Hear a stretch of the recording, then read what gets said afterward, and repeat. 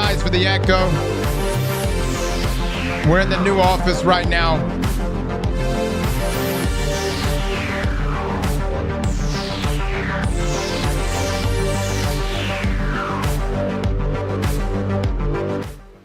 All right, I'm gonna turn this down, guys. Y'all probably gonna hear pretty loud and clear here.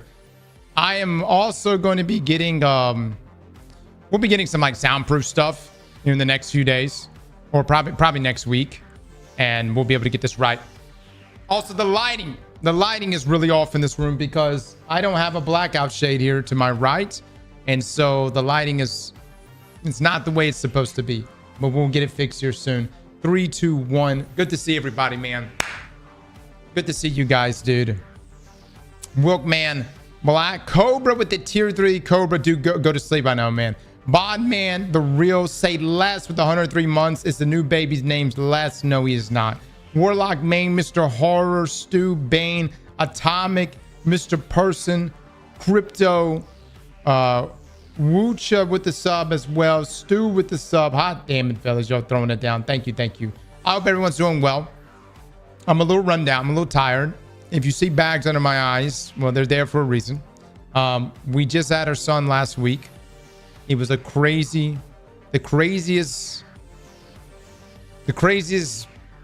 delivery I've ever been a part of. I always walk out of these situations being incredibly humbled. And essentially, Rika's water broke. So we finished the 12 of last week. We head to a place close to the hospital, but not to the hospital just yet, because we were originally going to do a home birth, and but because there was a possibility of him being anemic, it was going to have to be a hospital birth. So called into the hospital, let them know we were coming, and then Rika's water broke, and which is fine because at this point when the water broke, we were 4 minutes away from the hospital. No problem. Keep in mind, the last time we had a baby, it was a 30 to 31 hours of labor. So like I'm like buckling up like it's gonna be a long haul. You know what I'm saying? I was like, here we go, baby. This fucker, this is another day one. This one was completely different. As we're driving to the hospital, Rika's just losing it in the passenger side, and she's like, she just looked at me. She's like, I'm having the baby right now. You're going to have to catch him. You're going to have to get him. And I'm like, no, you're fucking not. The fuck you are. We ain't about to do this right now. So I pull into the hospital and I go straight to the emergency room. All right. And I get out of the car, and one of the ladies kind of like walking, you know, there's like a valet service. So one of the valet ladies, and I didn't holler at her, but I was like, we're having a baby. And she was like, right now? I'm like, right now. And she just takes off running. And God bless this woman. She goes in there, and essentially the emergency room people come out. They get to the car, and they're like, can you get onto the stretcher possibly? And at this point, there was no going back, because like I leaned my head down there and I was like, and there's my son. He's right. I mean, he's there. And it was like, nope, we're having the baby. We're having the baby right here, right in the car. It's going down. Shit's happening here. And at this point, the whole hospital outside had gathered around, all right? Because they're like, what the fuck's going on over here? We had our baby right there in the parking lot. And it was really surreal, man, because everyone started clapping. Everyone, even people that were like coming out of ER all fucked up and stuff like that, you know what I mean? Even they were like, hey, you know what I mean? Everybody started clapping, and we went into the hospital, and we had the baby right there in the parking lot. I would say this for anyone that is going to have a child. Your first baby is normally always your longest. And I've been told with each child, it gets faster. But we went from labor lasting 30 to 31 hours the first time to, I shit you not, not even 20, 30 minutes the second time. I mean, it was so fast. So fucking fast. I did not expect it. I was expecting like, all right, so what are we talking? Like 20 hours here or something like that? It went so fast. My son straight up ejected himself out of there. You know? Speedrunning childbirth, indeed. Yeah.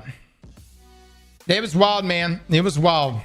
So anyways, went to the hospital, did our thing, stayed there for a day, and then we came home this past weekend. Baby is healthy. All his checks went good. We'll be seeing the pediatrician this week. The only downside to all of this, and I wouldn't even say it's a downside, my daughter, she's not quite accepting this new baby in the house, you know, because right now he's the enemy. When she sees that baby, she's like, at first she was like, cool, I got a brother. And now it's like, wait, this guy's the center of attention.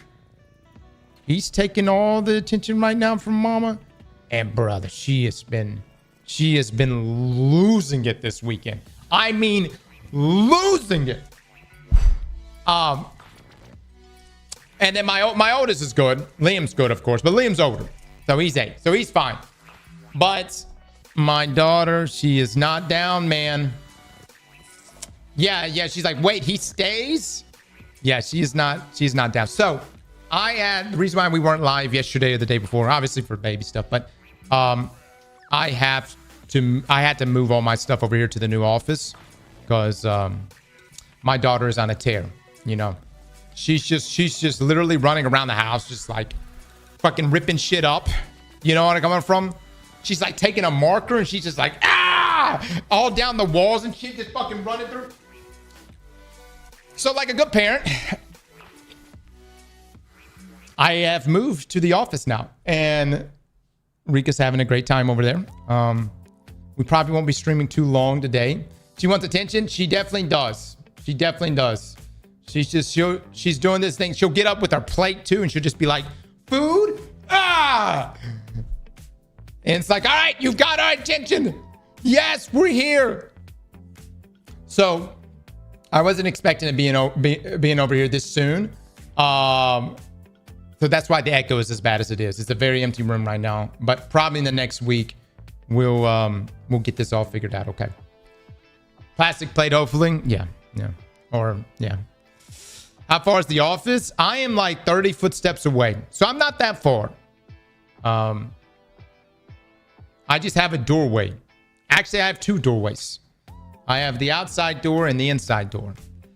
So if my daughter starts beating on the door, it's all good. We won't even hear it. She'll just be beating on the outside door.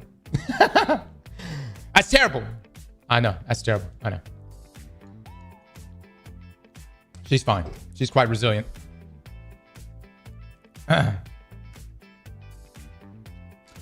Cross is less the grandfather and live the grandmother. Sure, if they want to be. Matter of fact, Les, if you want to be grandfather, Liv want to be grandmother, let me know when y'all want to show the fuck up. Hey. No, seriously. If y'all want to show up and help out Auntie Liv and Uncle Les, we need it.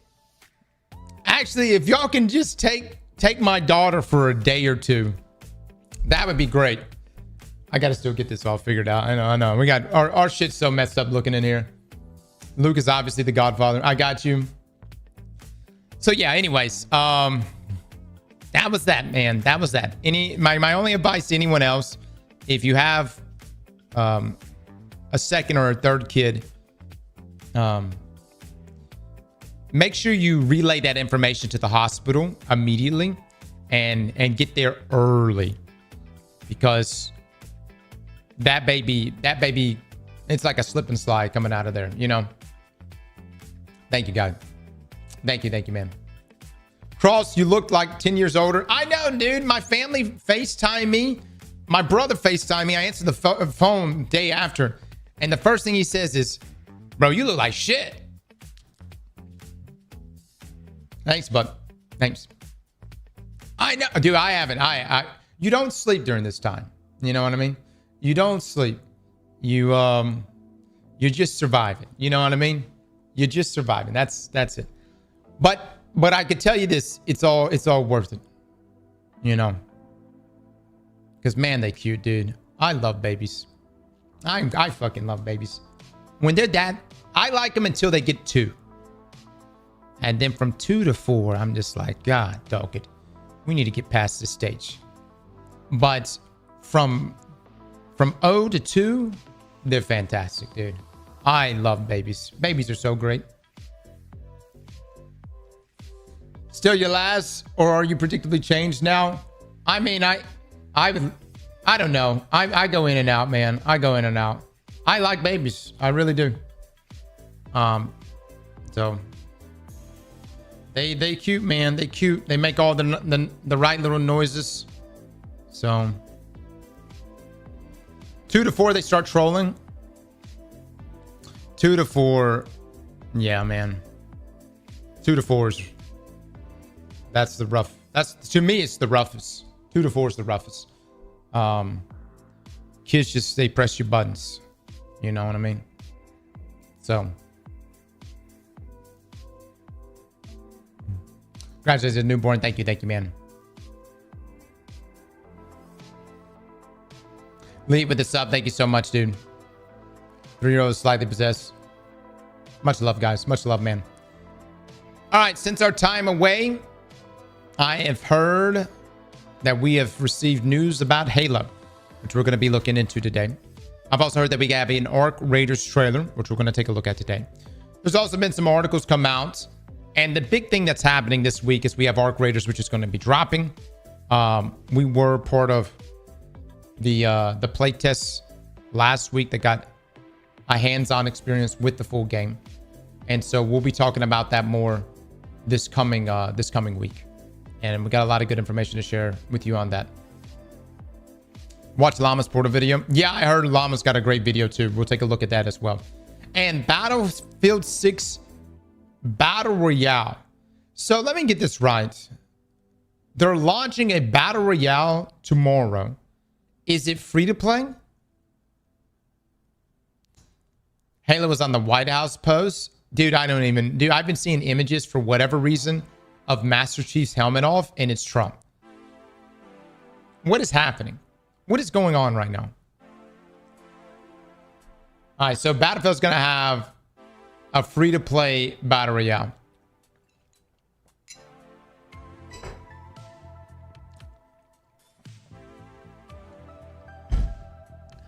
I'm curious to see how it's going to work. I mean, was not really wanting another Battle Royale. Hell, the big push right now is extractions.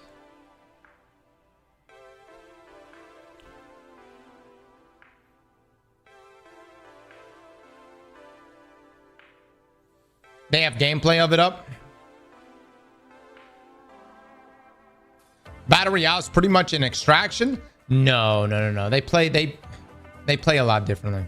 You know, you could say like, yeah, it's the same open world, open map and whatever else, but they play differently. And the reason why I bring that up is like, you're actually carrying a loot over. You know what I mean? So you're not. Battle Royales is very much drop, low stakes. Get in, get your stuff, get to the end, hopefully. Not saying it doesn't have intense moments, but you're not looking at an item going, I'm about to lose you right now. You know what I mean? That's a terrible feeling. By the way, I changed up. I don't know what happened. I unplugged all my stuff yesterday, brought it over here, replugged everything in. And for whatever reason, there's like this tint. There's like this tint on my monitor. It's like, everything is kind of like grayed out. I don't know if anybody has ever had that or how I can fix that. It's just like a tint over here. Like I'd say the image you're looking at right now is a lot more colorful than the one I'm looking at. It's the HDR. Huh. Okay. I don't think I have that. Disable HDR.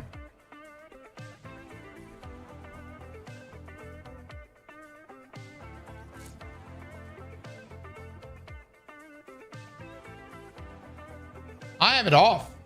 Yeah, HDR is off for me. Yeah.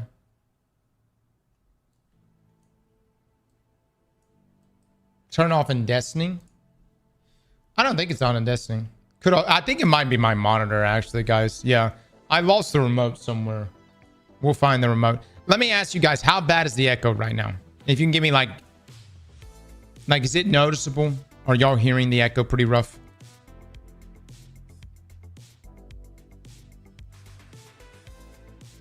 Echo isn't bad.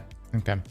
Again, I'm gonna have I'm gonna put a lot of paneling in over the next week, and so we'll be able to cut down on that. The last thing I want to mention here too, guys, and this is the last thing. Next week, I am unfortunately going to be out of town from starting Monday until Saturday for a family trip, and so I'll get with Liv and Les, and hopefully they can cover.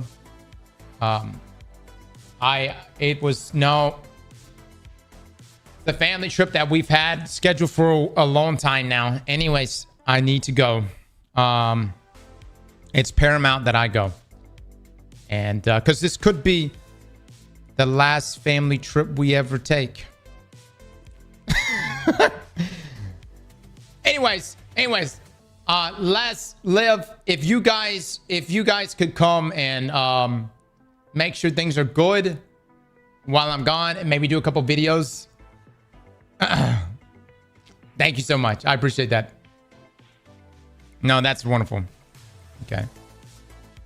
Let me see this. Oh yeah. It is some sort of. I got like HDR on. I don't know what the fuck. How do I? Okay. All right, whatever. Yeah, I didn't even do anything. Yeah. There is no Destiny 3. You're going to play the red subclass. That's going to be difficult to do while on a family trip, but we'll see what we could possibly achieve, right? Hold on one second. Let me pull this up real quick. All right. Let me see. I will take a look at the llama video. Before we do that, though, let me take a look at this trailer here, guys. Let me turn this music off. Where am I going for the family trip? Oh, you know the fam, dude. They love Seattle this time of the year. You know what I mean? Absolutely love Seattle this time of the year. And they really like Seattle this time of the year. Like it in April as well. Those are like the two. It's always our two favorite times to visit that area. I find that the weather is really nice. It's nice, rainy, drizzly, cold. No sunlight. The direct opposite of what we get here in Florida, which is really nice. Yeah.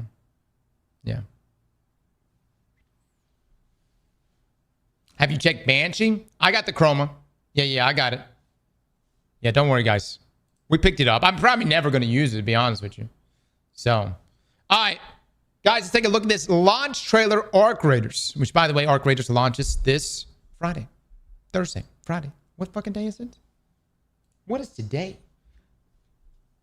I tell you, man, when you have a kid, your time just doesn't make sense anymore. Thursday. Launches Thursday. Jesus. Look, we got to get on the ball, man. All right. Let's take a look at this. Doors are closing in 5.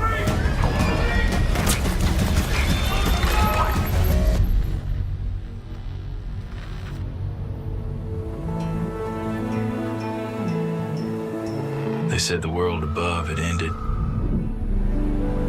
But endings are only for those who forgot how to begin again. So you learn to listen, to move quiet, think fast.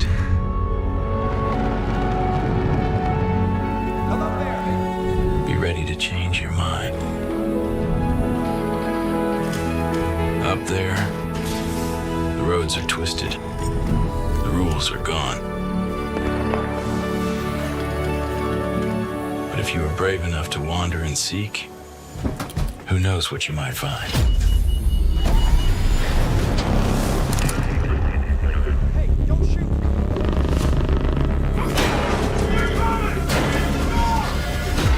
Why is Cross so massive? Am I really that large right now? Am I taking up this much space? What do I think we're like normal size, aren't I? Are we not normal size? Quite large? It's the lighting. Yeah, we don't have a blackout curtain right now, so got a lot of lighting coming in. Okay. All right, we'll continue.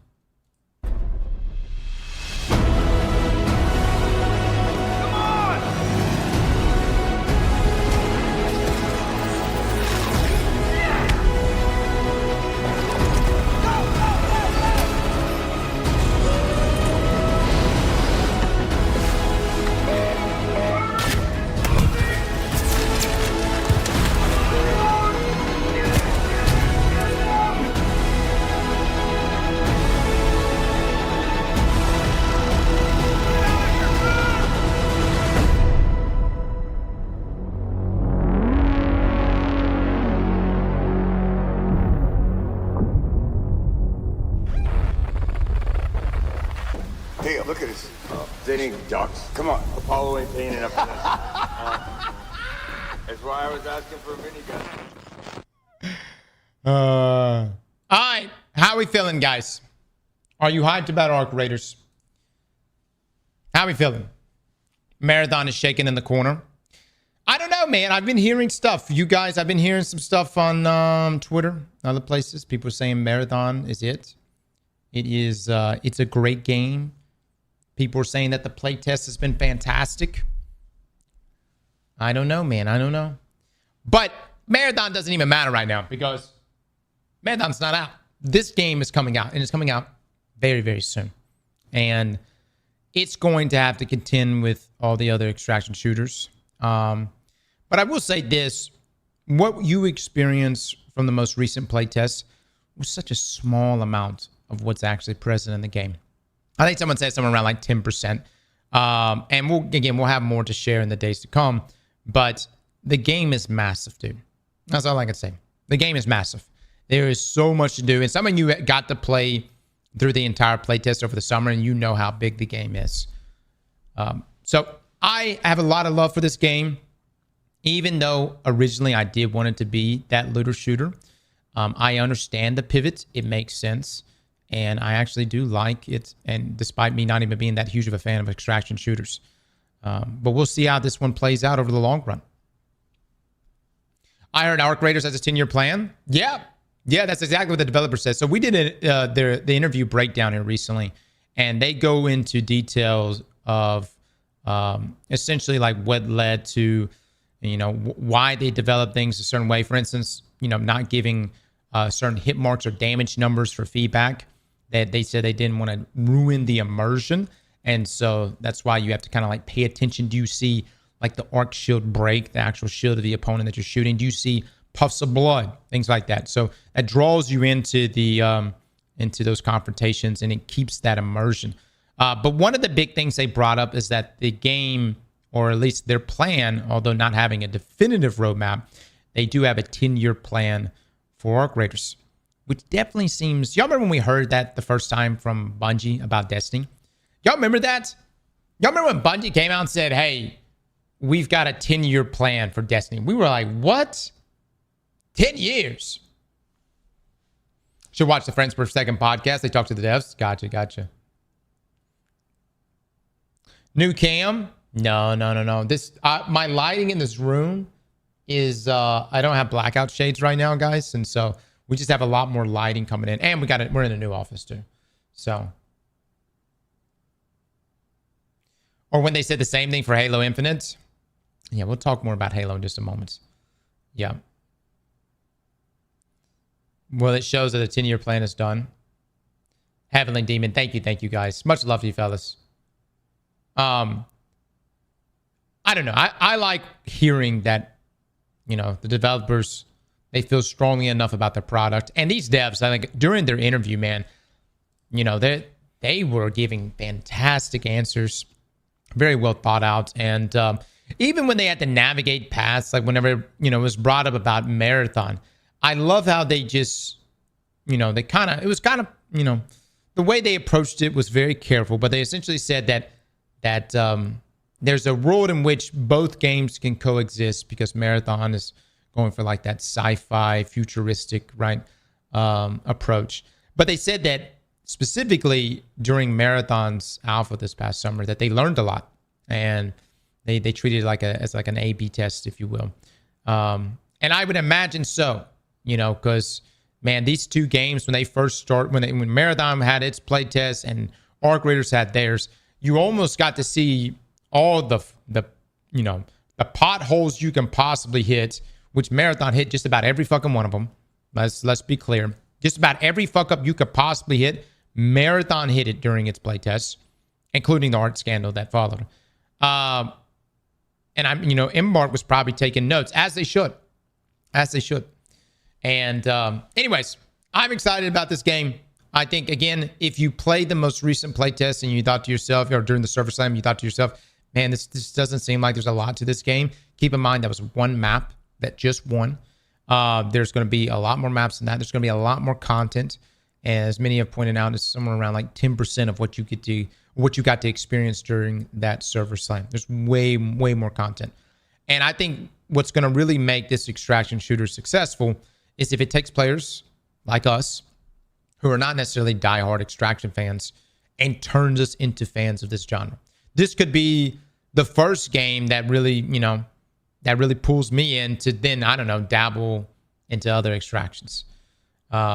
Maybe we might actually try out Tarkov. Is this a sponsored stream? Does it sound sponsored? Do I sound like I'm glazing Arc Raiders? Let me just say it like this for those that think this is sponsored. I think Arc Raiders beats the absolute brakes off of Marathon in almost every fucking way. Now, we shall see what happens in the future. But if I had to nominate a game for my looter friends to potentially try to get them into the extraction realm, okay, I would probably recommend Arc Raiders. Glaze harder. You're not allowed to light things. We can't talk about the playtest. This, you know, Marathon recently had a playtest, but it's on NDA. Give me eggplants in the stream right now. How you felt about the Marathon playtest? 10 eggplants or 1 eggplant. Just hold on. No one's gonna know. No one's gonna know. Don't spill. No one else spill the beans. Don't say 8. Don't say a number. Just put eggplants.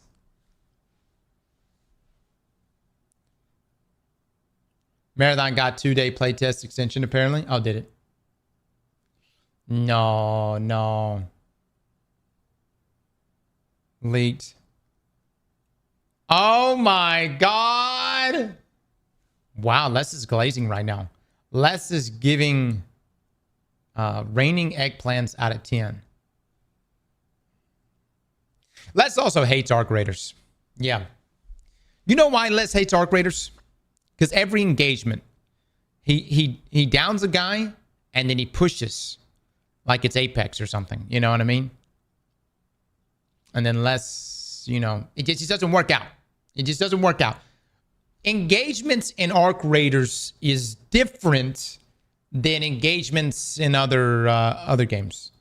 You got to be strategic, you know. It sounds like you, Cross. It was me for like the first couple of days. No lie, it really was me. And then I started being a little bitch, you know. I started laying traps, putting down mines, being patient. I would have a friend out there. If my friend got shot and was crawling on the ground and was yelling for my name, Cross, help me. I would maintain eye contact with him while he bled out. All right, to let him know I'm there, but not really there. You know what I mean? Because believe me, if I try to go save him, I'm fucked. You know what I'm saying? And so once you realize that with Arc Raiders, your experience actually greatly improves. We saw you leave Benny. Whoa. I did not leave Benny. That fucking extraction happened by itself. Yeah. So you just watched them die. Sometimes you have to. Sometimes you have to, man. And that's, who knows? Maybe, you know, they're there in spirit, right? Arc Raiders is great when I don't have someone throwing. Stay high with the 10 gifted subs. Stay high. Thank you so much for the 10, man. Chat, please drop some love and eggplants. I will say this, guys. Seeing just the numbers from, you know, for instance, what is it? Escape from Duckov or something like that. Yeah, I guess and I haven't played that game yet. We're going to try it. But there's obviously people out there that are enjoying extractions. And we'll see what plays out with Arc Raiders. I'm really curious to see what the numbers are going to be for it. Third-person shooters suck. Yeah, I do like first person. I don't know, man. The third person, it works for Arc Raiders. I'm not going to say it's my first choice, but there's many popular third-person shooters. Third person kills my interest, unfortunately. Yeah, Jay's the same way. Jay's like, if it ain't first person, he ain't playing it. Third person, what turns me away from Arc Raiders? Third person kill Helldivers for me. But see, I don't think I could play Helldivers any other way, man. I think like the way it is, just like the Division, the way it is, being third person, it works. You know what I'm coming from?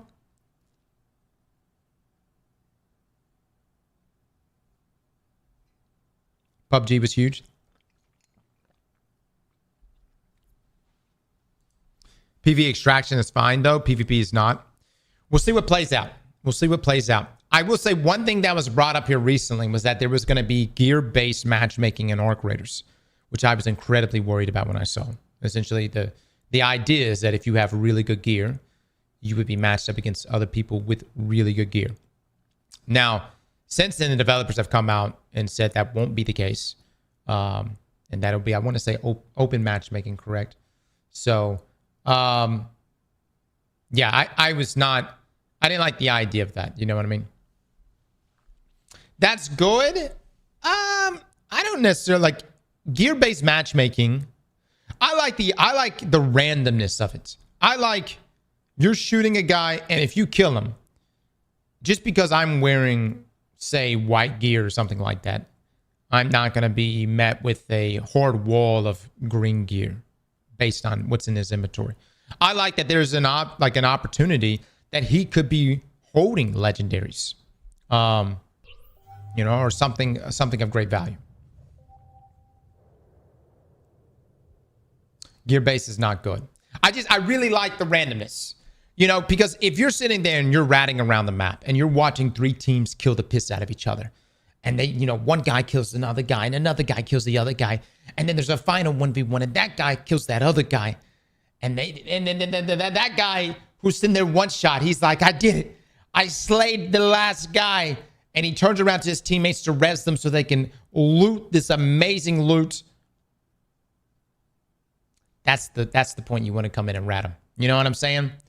You grief that last guy, you kill him, and lo and behold, you could be walking into some of the best loot in the game. You don't want to be in a situation where you kill that last guy and you have this horde wall of gear that could be dropping. You know what I mean?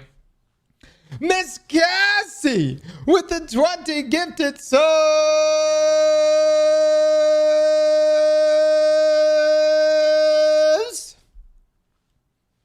Miss Cassie, thank you so much for the 20. Chat, please drop some love in eggplants. Hot damn it, man. Y'all are too good right now. Y'all know that? Y'all are too fucking good to me. Thank you so much, guys. Philly Watts with the 25 months. Big shots. Error. Sailor with the sub. Thank you. Thank you. When the baby, when Rika comes over, I'll introduce you guys to the little boy. I will say this. I'm going to go ahead and reveal the name. And I'm going to be honest. I'm not a fan of it. Not that I'm not a fan of the name. But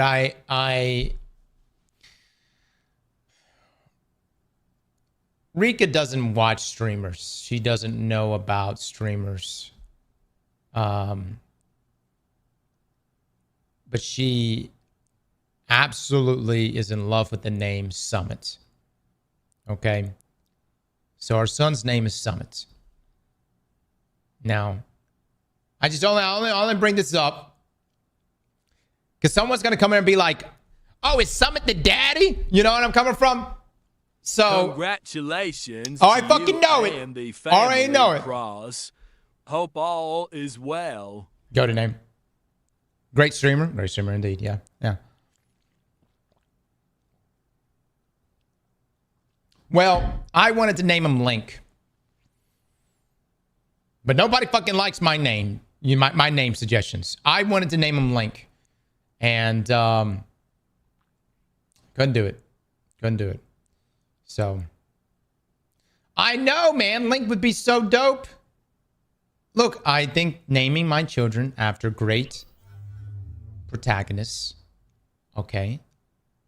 Look, I named Liam because I watched the movie Taken. You know? And I was like, brother, I have to name him. I have to fucking name him that. You know what I'm saying?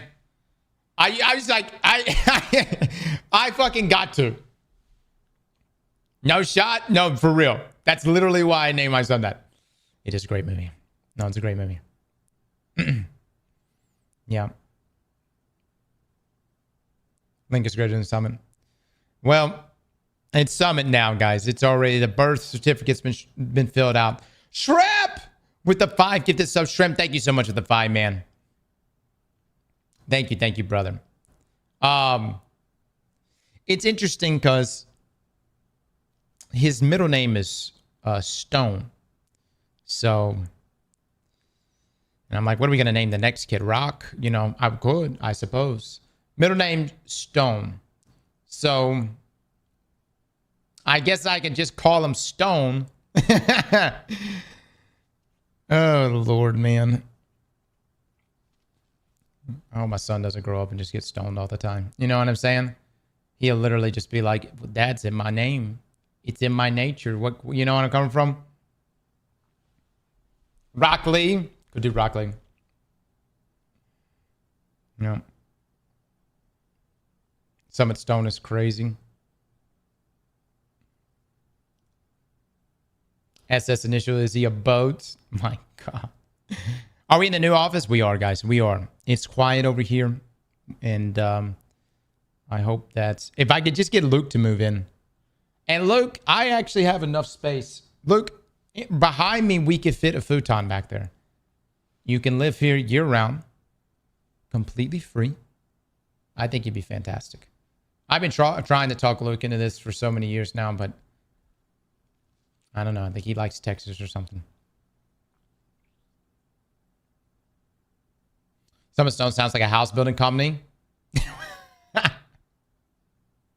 Free, can I move in? Can you edit? Sure. You can edit. Absolutely. All right, hold on. Now let's get into what's going on with Halo real quick. Hold on. Let me pull up this image. Let me see if I can find it.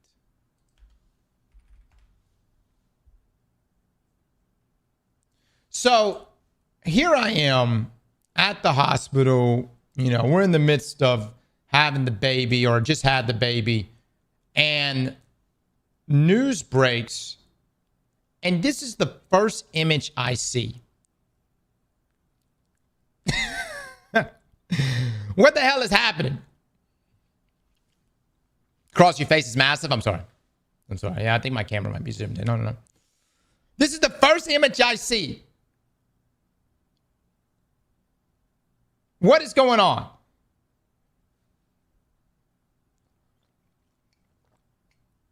Microsoft is burning Xbox to the ground, man.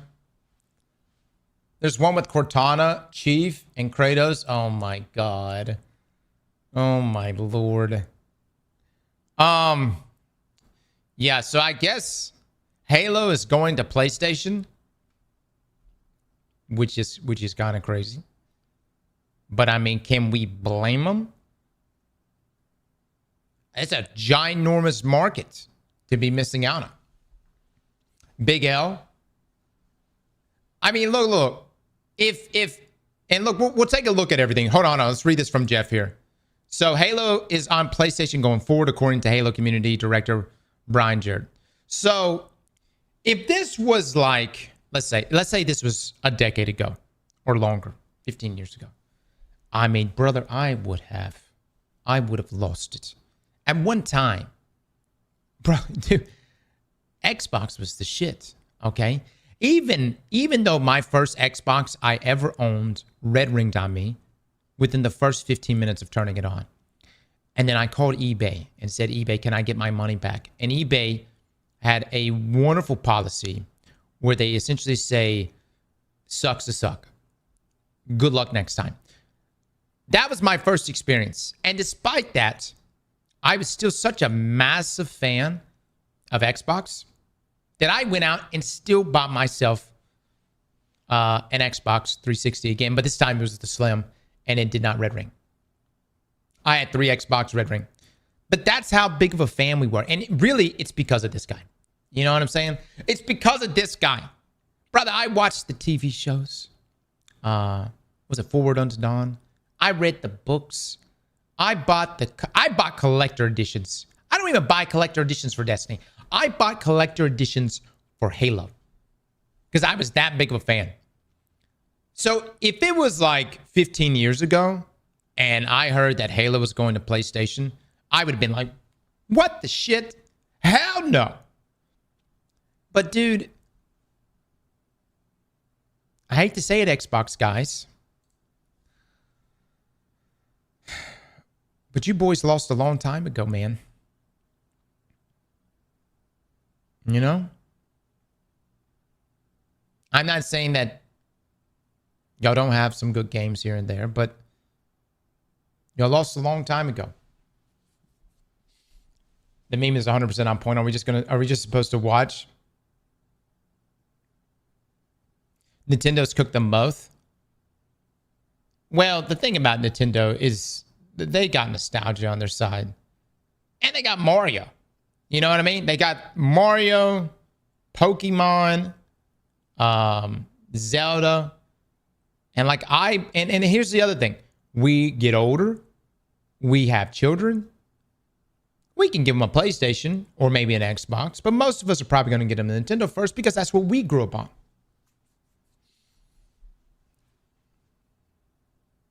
She's our girlfriend now. Oh my God. And lawsuits. Nintendo does have a lot of lawsuits. That they do. Let's take a look though. A lot of this is sparking up around what was revealed in regards to Halo. And so, Luke, can you DM me a direct cut of what we need to watch for this?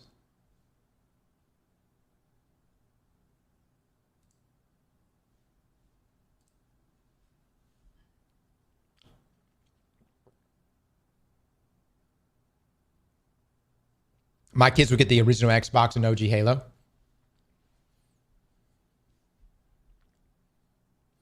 You're on Xbox for the games. I'm on Xbox for the funny game reviews on each game. I'm gonna be honest, man. I saw an Xbox as I was cleaning out my office this week, and I forgot what it looked like. Like I was cleaning out my office and was like grabbing things to bring over here to the new office. And then like my foot hit this box. And I was like, the fuck is that? Oh, that's an Xbox. Like the most recent one. Luckily, it was a box, so kind of told me what it was. But I haven't fired that thing up, but maybe once. Ever.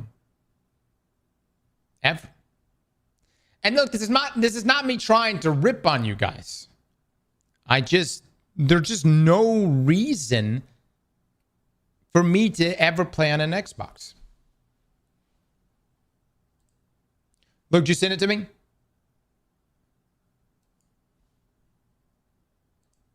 All right, hold on. So we covered a little bit of this last week, but let's take a look here. Halo campaign evolved, the silent cartography trailer. Okay.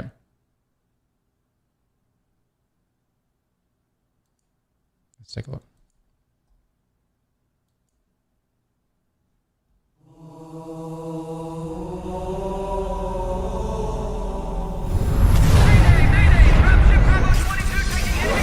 What the fuck? Hold on. All right, hold on. I don't know what was going on with that.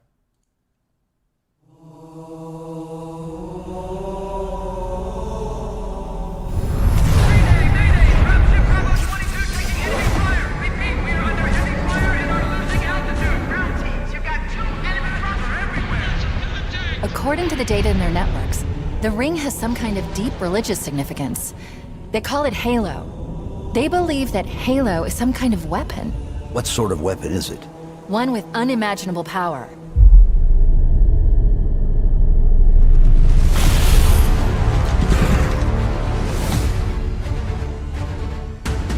Chief, you gotta find the cartographer. We'll keep him busy as long as we can. Fire Team Charlie, we're on our way. Touchdown! Hit it, Marine!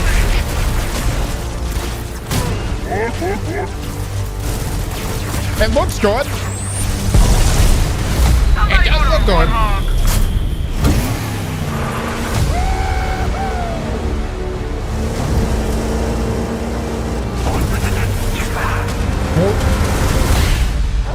The Covenant are putting up a real fight.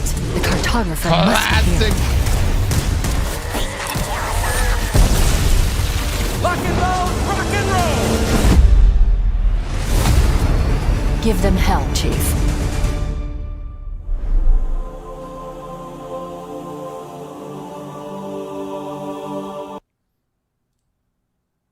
How are we feeling? Let me ask this directly to Halo and Xbox fans. How are we feeling? Who asked for this? Well, we did an entire video on this. And with the rebranding, the engine swap, them starting from square one seemed like the most obvious move. You know what I mean? I don't know exactly. I mean, we'll take a look at some more of the gameplay in just a second. I'm not gonna lie, I'm probably gonna play it. So in some ways, I hate to say it's kind of working, but you know, that's nostalgia, man. They get us by the balls that way. There's a 13-minute of gameplay video too. I asked for this. Yeah. I'm gonna take a look at the next one. But this is the 5th time we've been given Halo CE. But this is Unreal Halo CE, right? Right? Does that make it better? I don't know. The grass looks a little better, right? A little shinier. Cobra. I know. Okay, hold on. This is the... Okay, let's take a listen. The water graphics are insane. All right, let's take a look at this.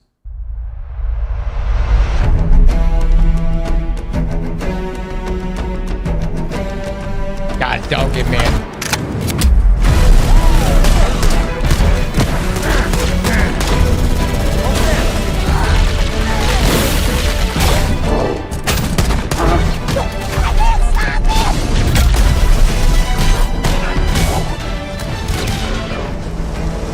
music though, yeah. You gotta understand, guys, as a child, there was something beautiful about running around the battlefield and a grunt running away from you with his damn hands up, yelling demon. You know what I'm saying?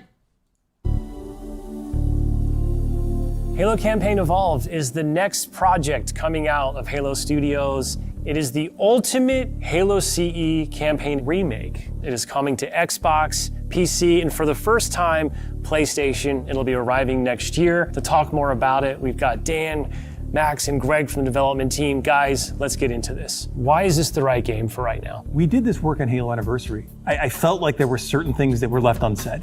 There were certain things that we weren't able to achieve at that time. There were certain things we weren't able to do. It's a great time to revisit Combat Evolved for new players, for established Halo players, and maybe even for old friends playing on different hardware today, to allow them to play together and enjoy the franchise together again. Look, find me that article. I think Paul Tassi posted it. Did Bungie try to do a collab with Halo for their 30th anniversary event?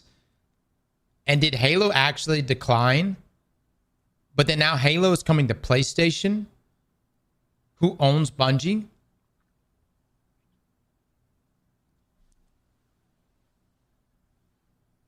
.343 said no. Damn. A little awkward, huh? Yeah, of course, Sony. So I'm just saying, Sony owns Bungie, but the thing is, it's like, you know, it's all. I'm wondering if they could do the. I don't know if a collab in that point that would actually help at this point. 343 was so bad they renamed it. Yeah, yeah. Blame Pete. Bungie isn't exactly known for this world. Oh, no doubt. Bungie's got. Again, deeper problems. Let's continue. Going back to the Halo ring again for the first time. For the first time is really important. And for them to be surprised by new content and feel like excited again about exploring the ring world. For new players, Gorgeous, this man. is the right time for you to jump in. Think of this as your introduction into this huge franchise we've been building for the past 25 years. I'm curious how you're going to focus on capturing the essence of the original, knowing that you need to evolve to kind of move the experience forward. Yeah, from design, we don't take that lightly at all. Whenever we make a change, the number one thing was to be true to the original game. For every one of those topics that comes up, there's someone who is incredibly passionate on the other side saying we can, like, that is sacred. We do not move that crate. It's really about Why remake an old game? Because we can't make good new games. Less.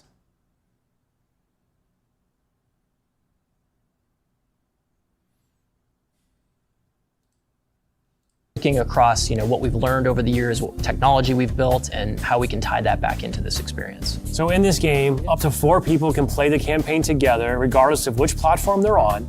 And then we're kicking it old school. We can play 2-player co-op on consoles, on the couch together, just like we did back in the original. Wow. Isn't that crazy? That's a feature now. It's like, hey, you can do co-op again. What do you have to do differently to account now for 4 people running around? For different co-op counts, we will make some of the spaces larger. We also want to make sure we're authentic to the encounters themselves. So it's a balancing act between that difficulty tuning and making those encounters the right size for the right space. I understand that we've done some special tune-up works to the beloved Warthog. We have. There's a new seat, what I like to call the golf cart seat or the bumper seat. This is on the back of the Warthog, so now you can bring everyone with. Mind if I join you? Let's talk a little bit about one of my favorite aspects of the Halo franchise. What is a skull? What's cool about it? What does it do? A skull is a gameplay modifier, generally mean-spirited. It makes the game more challenging for the player.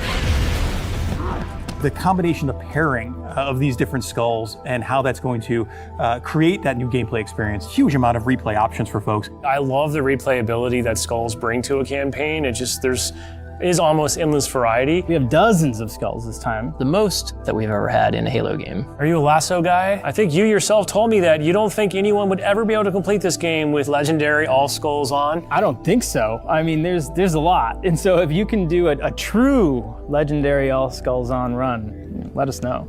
Because I'd love to see it. I think that'd be really hard. If there's one thing that this community has shown us is do not underestimate them, and they will find a way. So Halo's always been known for its sandbox. How has this evolved? We made sure that anything we included isn't going to drastically change the way the game plays, to change the sandbox in a drastic way, but there's some really fun kind of additions, nuts across, enemies, weapons, vehicles, things that in the original CE you weren't able to do before that you now can. You finally kill the elite with the sword. That weapon hits the floor and you can pick that up and just, kind of really take it to the enemy. It's great. The sound design.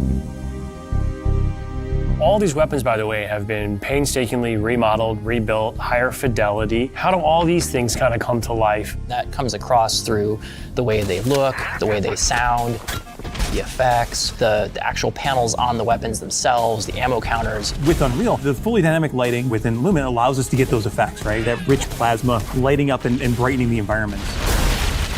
Of course, one of the hallmark elements of Halo CE is what becomes kind of a three-way battle with the introduction of the Flood.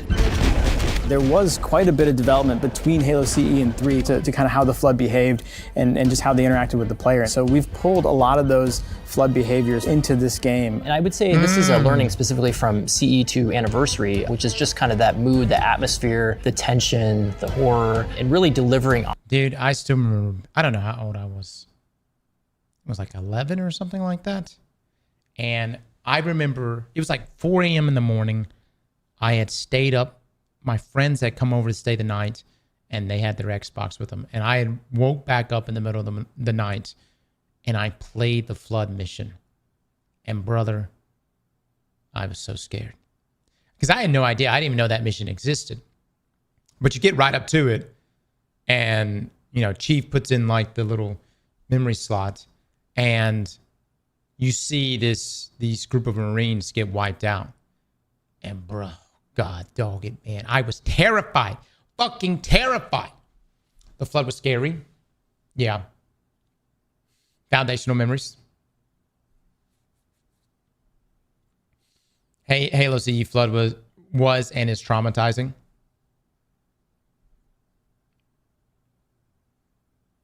It's like you found footage of a horror movie. Yeah. Who was it that kept dying but never died in Halo? In all the Halo games? Until he actually finally did die. But he always somehow lived. He was literally in every single situation. Was it Johnson? Dude, didn't Johnson die with the Flood? Or did he not? How many times did he die? Sergeant Johnson. Spoilers. Yes, but he survived. The game does look nice, though.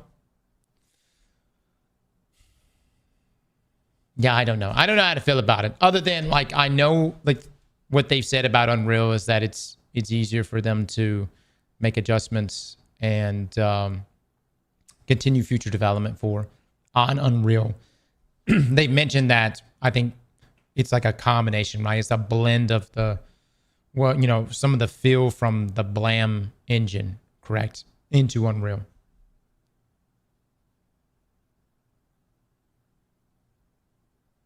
I'm kind of over replaying super old games from 10 plus years ago.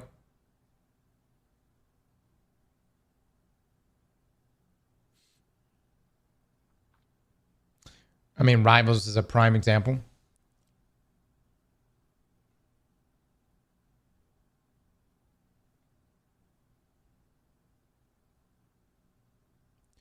Using Unreal is easier for onboarding developers with Microsoft's 18-month contract rule.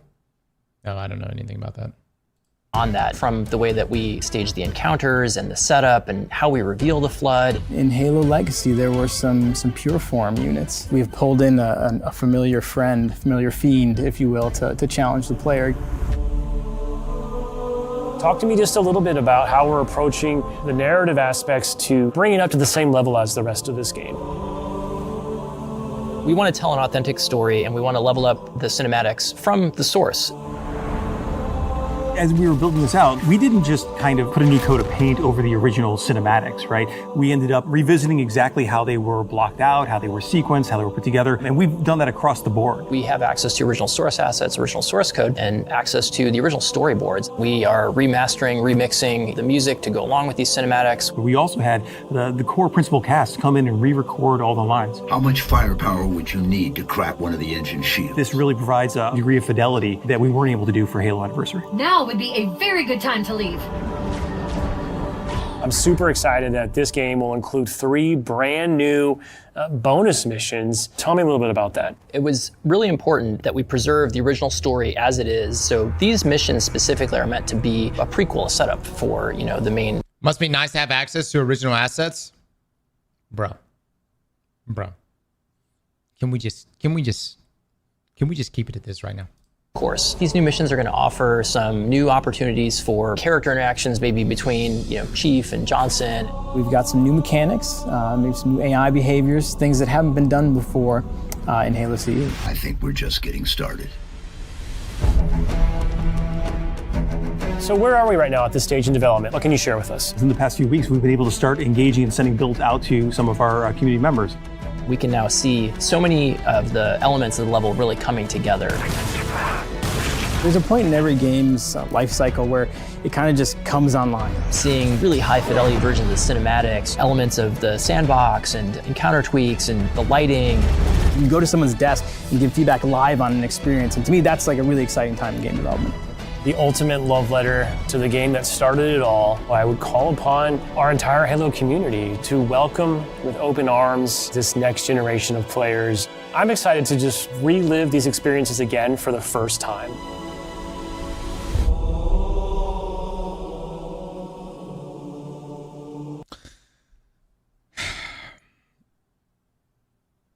I don't know, man. I get the comments here. Like some people are saying, like, the Halo's run out of ideas, and so they're having to go back. I don't know. Will I play this? Maybe. It's like Halo for me. Reach was such a good send-off. I still maintain that. Was I pumped to have Master Chief return? Sure, but like. Reach was such a good send-off for this series. You know what I mean?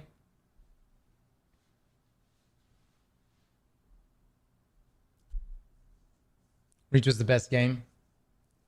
Nostalgia bait for the hardcore Halo fans. Well, again, they're releasing this too on PlayStation.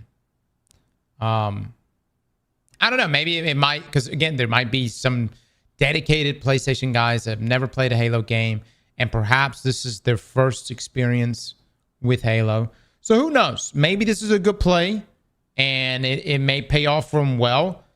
I hope the game plays good. I hope it feels as good as it originally felt.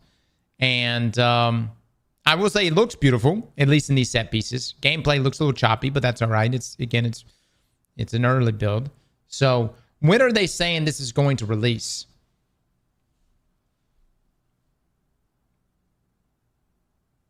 I'm a PlayStation guy, and I'm not interested. Oh, 2026. Wow. Damn, that's soon. That's really soon. Okay. Did they say when in 2026? Holiday? Okay. All right. Good.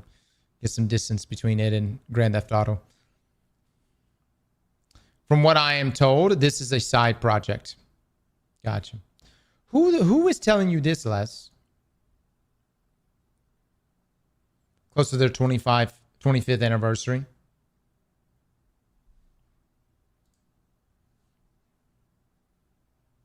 Les has sources. John Halo. He's got insider information. Joshy, thank you so much.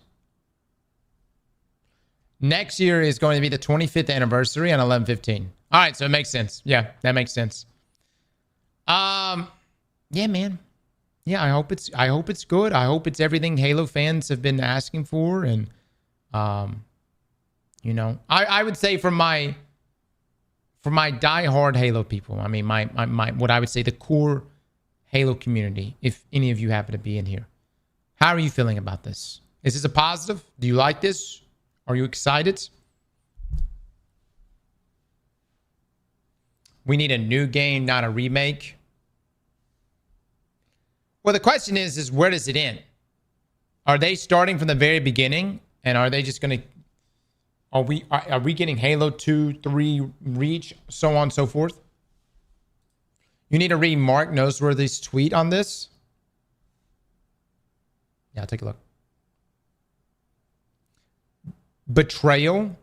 So you're saying you feel betrayed because the game is dropping on PlayStation?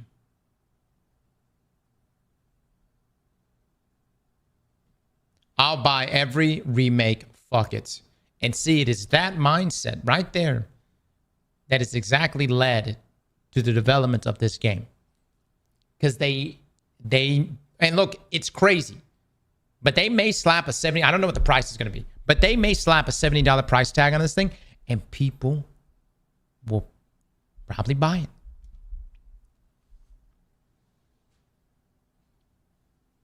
Should be free.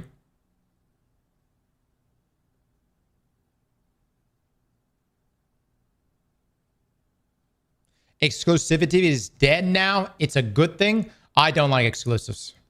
But it's not dead, guys. It's dead for Xbox. But it's not dead for PlayStation. And it's definitely not dead for Nintendo. Nintendo don't give a fuck. Nintendo don't give a damn. Nintendo will sink their company before they let Mario go or Zelda go or any of their Donkey Kong. You know what I'm coming from?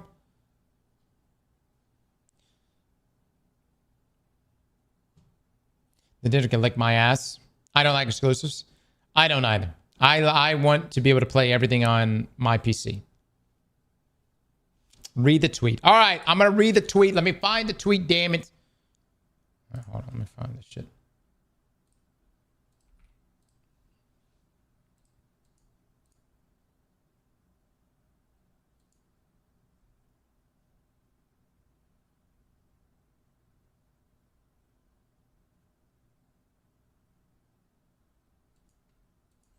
Let's see. Mark Noseworthy.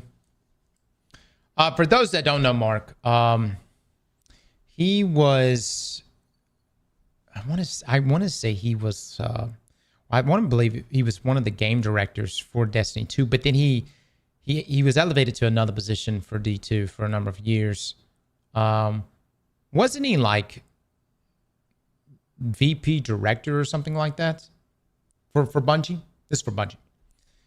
If you ever saw a trailer with Luke Smith, it's a good chance that Mark was also in the room. And those two were always like pretty much always working together on expansions. Laffy Taffy with the 5 gifted subs. Thank you so much, man.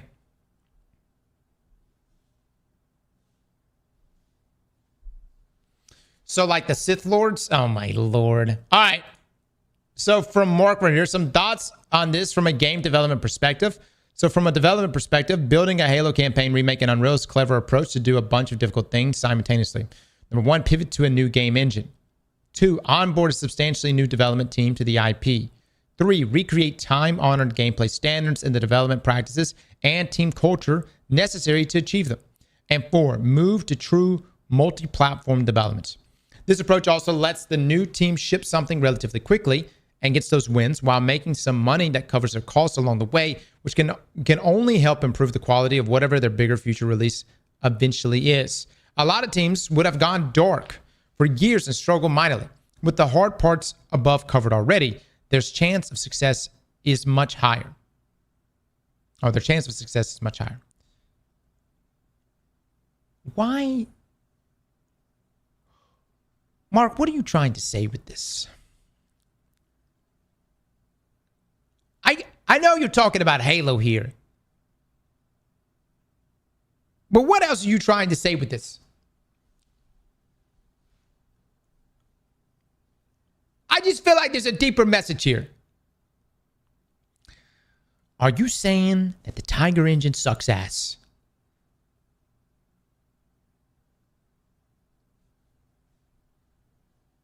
Is it a shot at the Tiger engine? I don't know. I'm just throwing it out there. Okay, are you saying like, because everything here, I don't know, just sounds like there's a deeper meaning here.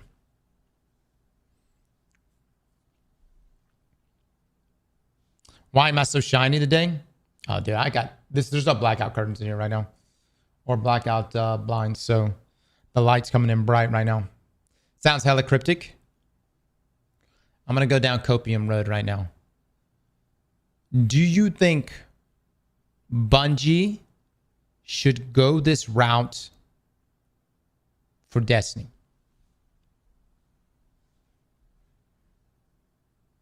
Off that Copium.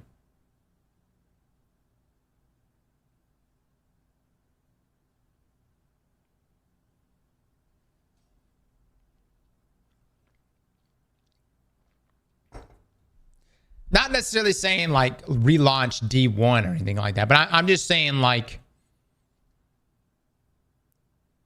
would the transfer or the redevelopment of Destiny into Unreal be worth the cost for the future? Or if you were to do a Destiny Classic relaunch or whatever, like we've talked about before, what if you did do that in Unreal? Please, no Unreal 5. Okay, can I just ask, why is everybody, it seems like it's very common for people to come in here and hate on Unreal when there is so many games on Unreal. Unreal is the worst. Then hold on. Unreal is the worst in comparison to what?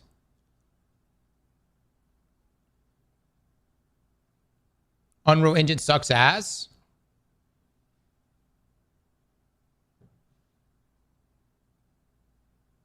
Unreal Engine is great.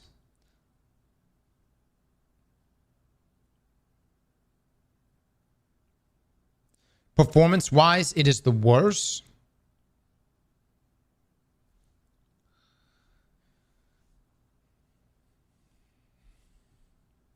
Unreal is not great. Then how come everyone keeps using them? Like, I get where you're coming from. But if Unreal is as bad as you guys say, why does everyone keep using Unreal?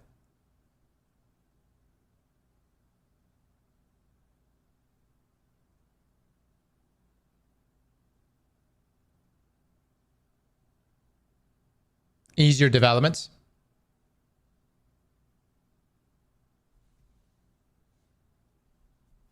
Expedition 33 is made with Unreal 5. Fortnite is also Unreal.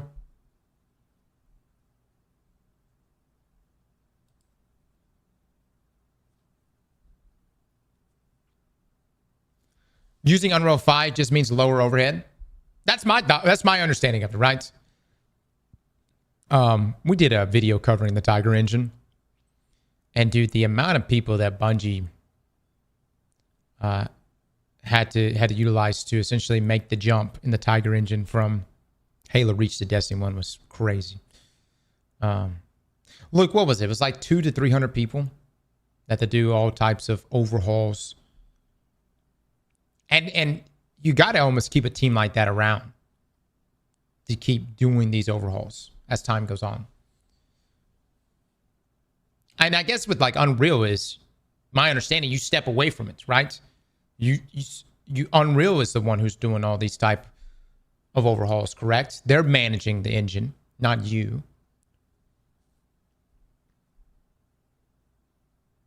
What engine is Marathon on? Tiger. Which is that's Bungie's, that's their in-house engine.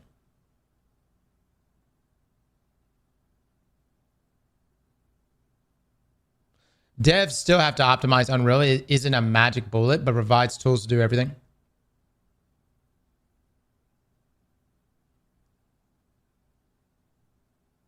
Look at the Department of Homeland Security tweet about Halo. Oh, God, I don't know if I want to look. I already saw an image of Trump. I don't know. It's like Master Chief with his helmet off, and it's Trump. I don't know if I want to look at it. Yeah, let's not. Gagging me with the spoon. Oh my God. Oh, Lord. This chat will turn nuclear. Insa, thank you for the 1,000 bits, man. Do you think Bungie refusing to drop old-gen consoles is just due to the fact that the Tiger engine is so shit that even with dropping old-gen consoles, it still wouldn't allow them to do anything crazy technical with the game? I don't know, Nitsa. I'm trying to keep it to just Halo right now. I would say that Bungie's is in a position right now that you just don't want to get rid of players in any capacity.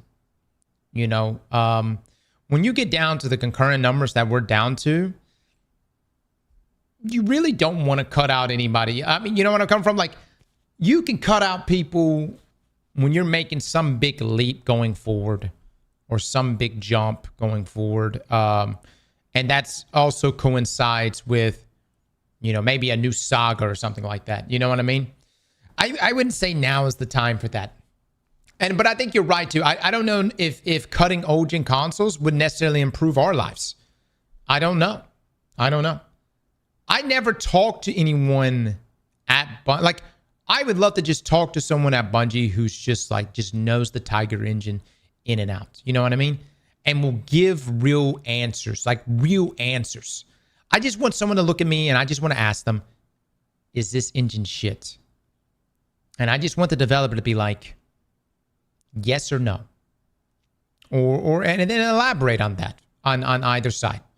You know, I want to know, does it take you longer to do things on the Tiger engine than it would on something in an Unreal? And the question is, how much longer? If it takes you, if for instance, if Telesto bugged out, would it take you 2 days versus a day or an hour? You know what I'm coming from?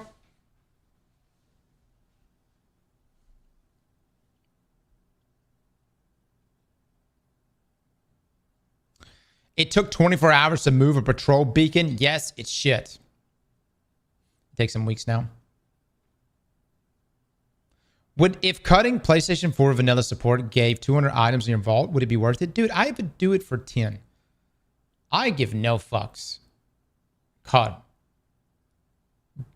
I'm just saying that for Bungie, they probably don't want to be cutting paying customers right now. You know what I'm coming from? You know what I mean? I would say they probably don't want to do that.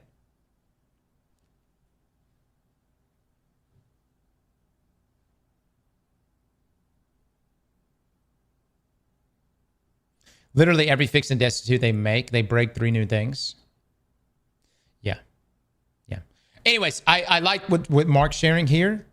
I feel like there's a deeper meaning behind this. But I don't know. Maybe that's just I might be just digging a little too much here. They cut off Russia though recently. We still don't know exactly why. Oh yeah, I heard about that. Yeah, we haven't really covered. I don't know all the details on that, but yeah, they did. All right, I guess the main question is, and let's get a poll on this: is Halo back? Is it back, baby? Are you and your kids and your kids' kids, are we all, is this a new era for Halo? God, it's so bright in here, man. Jesus Christ.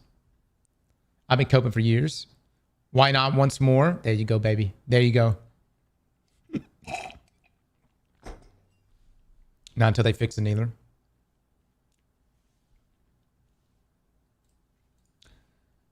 Look.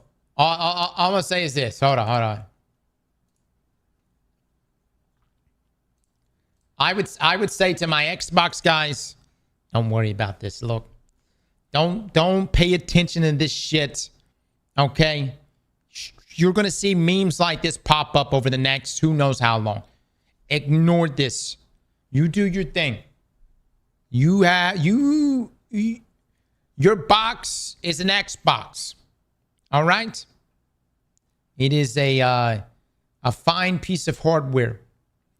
that you can play, not necessarily exclusives on, but games that we could also play on our systems as well. You know what I mean? I call it this Xbox. You just sit in that corner and watch. No. Oh, man. Xbox is over when it comes to exclusive content. Too many bad decisions. Yep. But, dude, it's been going like this for a while. You know what I mean? You're just missing out on too many customers. It's everybody's Xbox now. All right, we've got a poll coming in. Is Halo back? All right, well, you know, I think the chat's being a bit harsh right now. 76% says no. 24% says yes. I'm a little more optimistic. I wouldn't necessarily say it's back, but I'll look. I'll continue to monitor. We'll continue to look. And actually, hold on. Did someone post up gameplay?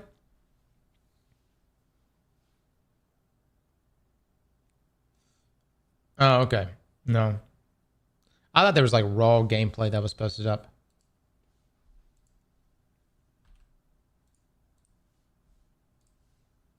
It's a cash grab. Perhaps. I guess the real question is, will it be successful? A successful cash grab. Oh my God. What the fuck?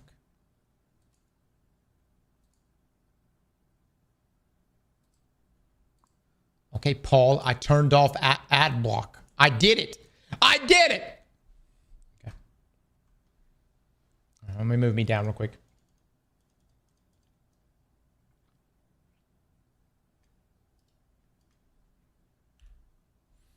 All right, Phil Spencer, unaware of any Destiny 2 Halo crossover talks. Xbox losing Bungie. Oh, so this is from Paul Tassi here. Okay.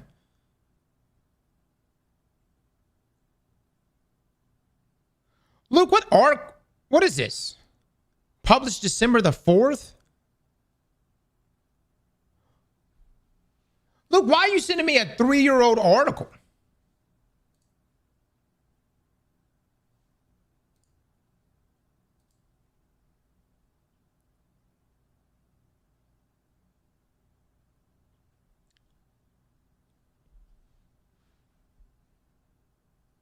You asked for it? No, I'm talking about the most... Didn't Paul recently put up an article? Bullshit. I thought he put up an article today. Am I wrong? I could have swore he put up an article today. Hold on, is Luke in the stream right now?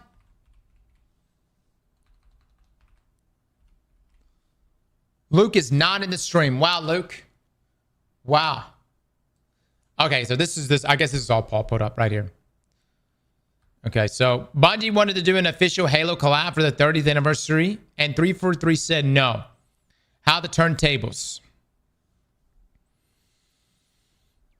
With Halo coming to PlayStation, how likely is the chance of a Halo collab? Seeing as the Halo CE remake is coming to PlayStation, the record with the record of previous Helldivers, another PlayStation IP and Halo collab, it seems that at least Sony is open to do crossover collaborations with Microsoft, if only for Halo. So at least the chance for a Destiny X Halo collab is not zero. And both franchises seem to be open to the ideas. Both have references to each other. Maybe, you know, when it becomes right, maybe. Ribbon, thank you. That would ruin them both? Yeah, it's not, no. It'd be funny if Sony forced Bungie to do a collab. I don't know, man. I don't know. We already have enough collabs as it is inside of Destiny. We've got a Star Wars collab. Literally Star Wars. Renegades is... God, dude, I hope Renegades is good. I hope it's good, guys.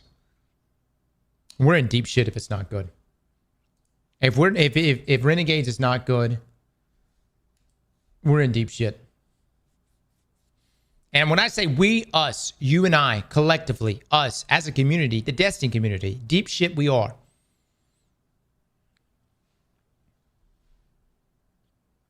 Bungie already did a Halo collab.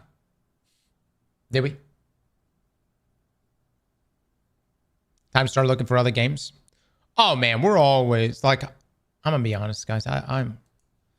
We play a lot. I mean, that's the reason why I play like Arc Raiders and other things. But luckily, there's a lot of great games. A lot of great games out there. But we'll see, man. We'll see. I'm just concerned that Renegades isn't gonna nail it. We've got Halo guns in the 30th anniversary. We did. That we did. But was it an official collab? Oh yeah, we gotta watch Llama's video. Fuck. We'll play video games in a second, guys. Give me just a moment. I gotta use the restroom.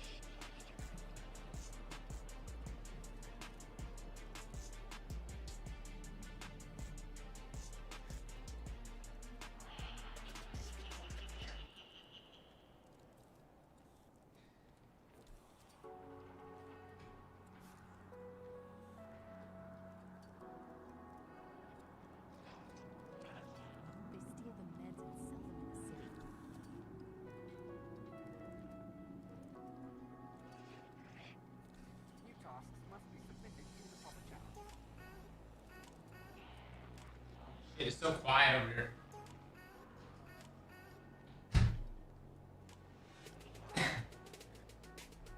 Man, dude. I get this lighting corrected in here. We'll be cooking, guys. All right, there is a video I know y'all wanted me to watch from Llama. Before we look at that, though.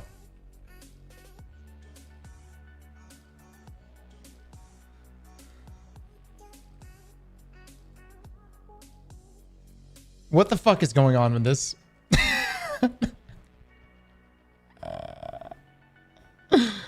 What is happening?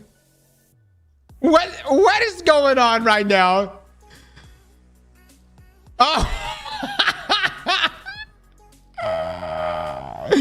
Oh my lord. All right, let me pull up this video by Llama. Jesus, what is this timeline? Okay. Let me pause this real quick. By the way, guys, everyone says I'm too zoomed in. Is it really too? Is there too much zoom in this? I thought it's about the same. We always have it, huh? Isn't it about the same? Hold on, hold on, hold on. No. No, it's extra big. There's too much forehead.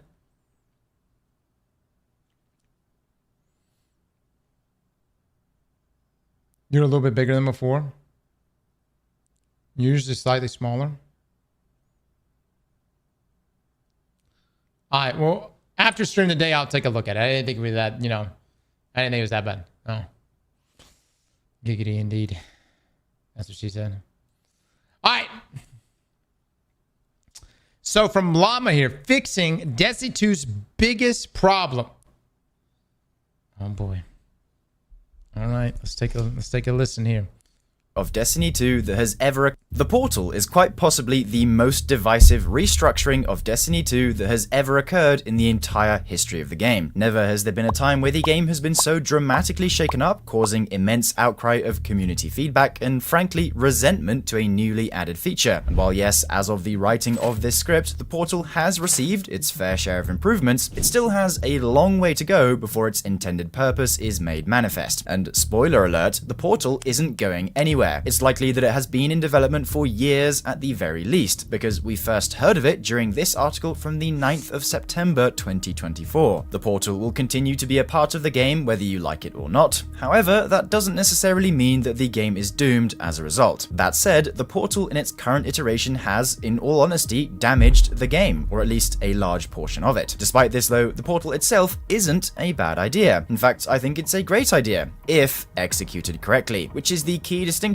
to what we're dealing with currently. So today, my aim is to show you my proposed rework of how it can be best utilized to improve the game rather than hinder it, because I believe it truly can achieve this given time. In today's video, not only am I going to explain my ideas, but also show them to you with the aid of several custom illustrations created by the wonderful Corp Project, who is seriously talented. Together, we have gone all out and created a full restructuring of the entire Portal experience, from the main menu, new categories and submenus, UI overhauls, and much more. What you're seeing is just a teaser of what's in store, so please make sure to show Court some love as well, as some of these pieces are truly impressive. Furthermore, big videos like these take quite a lot of time and effort to theorize, record, illustrate, edit, all the works. In fact, it has taken us around 2 weeks to put this all together. So if you end up strongly resonating with today's content and want to support the channel so we can continue to make more of these high production projects in the future, consider leaving a super thanks down in the comments below, as both myself and the team would seriously appreciate it. With that being said though, let's begin by discussing what the Portal is currently and why it is bad.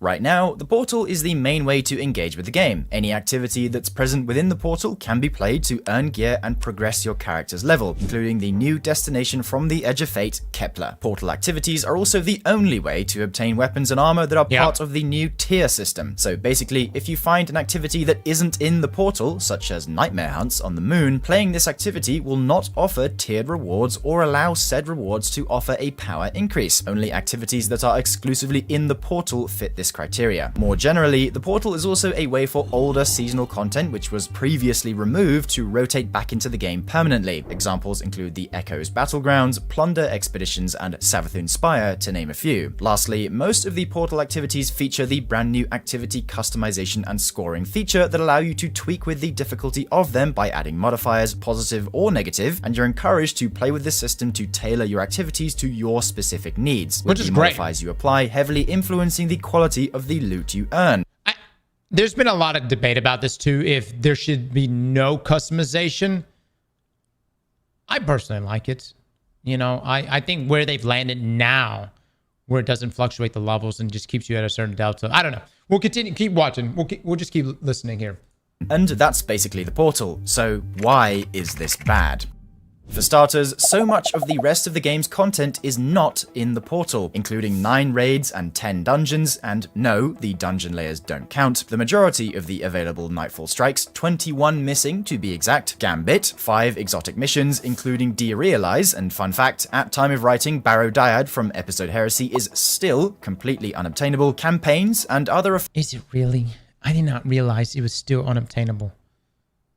Holy shit, dude. Talk about FOMO to the max.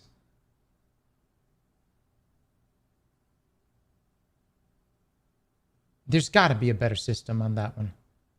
And yes, dungeon layer or what's it called? Dungeon layers. They don't count. They're not the full dungeon. Matter of fact, they're the most aggravating portions of the dungeons. It'll be an encounter, but then Bungie will include the jump puzzle or whatever leading up to that encounter. So it's not like you're jumping into that one encounter and farming that one encounter. It's just extremely annoying. Oh yeah, and they don't give dungeon loot, which we kind of knew. They just give whatever the pinnacle drop is. Offensives like Dares of Eternity. The aforementioned missing content cannot increase your power level as a result and is basically entirely irrelevant, and playing it has absolutely no benefit to the reward chase. The armor that drops isn't tiered and uses the old Armor 2.0 system, which is bad. The weapons aren't tiered either, though admittedly they do still retain their value because obviously some guns are still pretty good and enhanceable. Think Velocity Baton or Hezen Vengeance for example, though this is still not ideal. Basically, the first half of the problem boils down to the fact that outside of the portal's limited selection of activities, nothing else in the game matters with regards to increasing your character's level, improving your arsenal, and so on. It's like the portal and the world tab / director are two entirely separate games, because they literally are. Everything you could do before Edge of Fate came out, including grinding weapons and armor, can still be done. You can still get Armor 2.0 if you really want to. You can still get all the old weapons that can be enhanced and so on, which is fine to a degree, but it ultimately leads to confusion. The second half is to do with how activities in the portal are launched, the ever so tedious modifier selection screen. I'm of the stance that while yes, giving players more agency and freedom to tailor an activity to their specific playstyle and expectations is a good idea in principle, in practice it just straight up doesn't work. It is so tedious to decide which modifiers to use, which ones increase my score, trying to make sure I don't make the activity too hard, while also making sure my projected score stays within the range I want it. And half the time, the scoring system doesn't correctly predict what you're actually going to get anyway. It just creates so much unnecessary thinking when I wish I could just pick an activity, choose between a selection of difficulties like Master, Grandmaster, or Ultimate that I know will guarantee me good rewards, then off I go. Minimal clicks, minimal friction. The previous Grandmaster Nightfalls were an excellent example of this, and people loved it. Just one glance at the GM report leaderboards will show you that hundreds of players held this activity so incredibly dear and made it their main way of interacting with the game, which is sadly now gone. So altogether, the current portal creates a disjointed experience that separates the content that arguably made the game special in the first place from offering any meaningful progression, while also ruining some of the charm the game previously had. Me personally, I don't like being greeted by the portal when I log on. I'd much prefer being greeted with the director just like before. So, how do we begin to fix these problems? Well, first of all, it's important to understand what the philosophy of the portal is, and what exactly it's trying to achieve. So, let's begin with part 1, the philosophy of the portal. My belief is that, at least partially, Bungie envisioned the portal to be a place like the Helm or the Last City that could serve as the main seasonal / weekly hub without having to be an actual physical location that players could visit, and more generally, a nice place to organize current and previous seasonal content that also allows efficient funneling of player populations to what's currently relevant and worth playing. The advantage of the portal, however, is that because it's a menu and not a physical location, year over year, the activities that come along seasonally don't have to be retired and can instead live within the portal forever. Just think how many times the Helm got refreshed with new rooms to the left, right, and back year on year with each coming season. And now imagine how much simpler that would be to organize with a menu rather than a physical location. So, my overarching proposition for what the portal should be is this. Rather than the game being playable only through the portal should exclusively serve as an organization hub for seasonal and weekly content, where said content can still be manually accessed from the director, just made easier via the portal. I truly believe that the portal can work really well if it's treated solely as an organization tool for particularly relevant activities, not as the only avenue to play the game and progress. As a result, the portal and the rest of the game will still remain as separate systems. However, the portal deals only with organization whose sole purpose is guiding players to what is currently worth playing in that particular week or season. Yeah, that was originally what we thought the portal was going to be. We thought, or at least I thought, that it was just going to coexist with the way we've always played Destiny, and that it would just be a way to consolidate players into what is current, and for new players to jump into content without having to go search for it in destinations. It sounds like the same shit. It's not, though. What they're trying to do now is funnel everything into the portal, which is just going to take fucking forever. Think about how long it took us to get craftable weapons in old raids. Vault of Glass, Last Wish. Okay, you're essentially going through the exact same cycle, but it's going to be tiered weapons. And it won't even be all of them, by the way. It's going to be like, 2 weapons or something like that. You know what I'm coming from? This also means that outside of the portal, you can now play the game and earn power / progress your character through activities that aren't within it. And to communicate this better, we're now moving into part 2 of the rework presentation. Currently, I personally feel the portal UI isn't exactly flattering and could do with some much needed polish. It feels very separate from the beautiful director UI that has greeted us for so many years, and I believe that in order for me to communicate this new vision most effectively, it's time to start flexing some graphics. So let's start at the top with priority number 1, portal access. In my opinion, the director should always be the home screen of the game, and in this vision, it is. But there's just a giant button for the portal right in the middle, as well as Kepler, which really should have been there from the start. So step 1 of the overall presentation, make the director the default, then have the portal still being obviously there. As you can see here, Kepler fits right in, and there's ample space for other well-known locations like the Dreadnought and even the Reef, as seen in this new vision. Next up, I want to discuss redistributing exactly what's in the portal. As a result of me wanting the portal to be more of a weekly / seasonal hub, there's plenty of... How do we feel? I don't want us to get too far ahead here. How do we feel about this, guys? Go back to the destination tab, essentially what we've been operating with now for the past 10 years. And have older locations still there with just a single icon in the middle, the portal. It's cluttered. Yeah, Bungie could, but I mean, they could clean it up, probably. You know what I mean? Consolidate some things. I don't know, dude. At some point, Bungie's just gonna finally. I mean, they're gonna have to look at Warframe.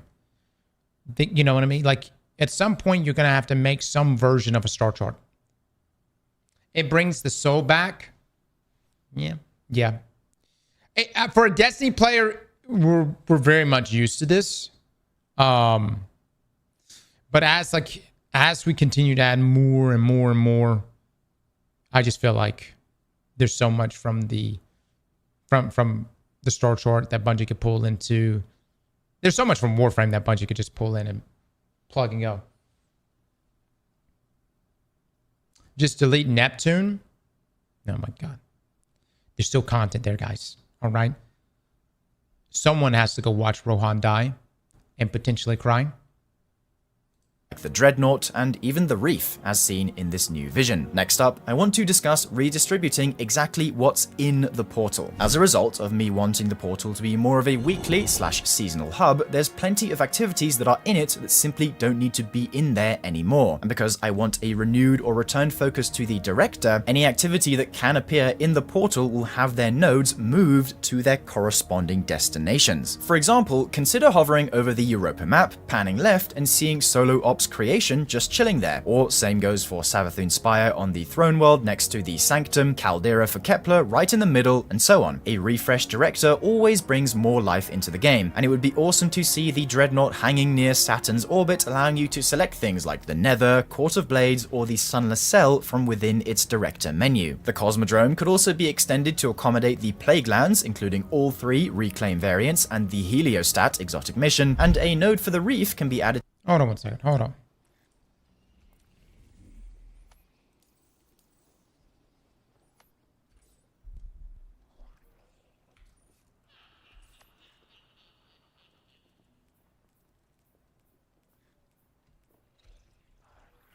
Chat, can you access the Dreadnought in any way right now in the current game?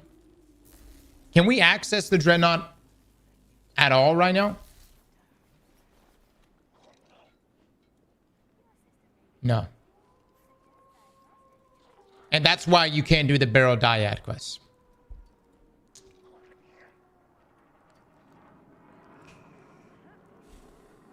You know, it's so fucking crazy. I think Bungie had to get rid of the Dreadnought to then make room for Edge of Fate. That was heresy. Just Sunless Strike via Vanguard Ops.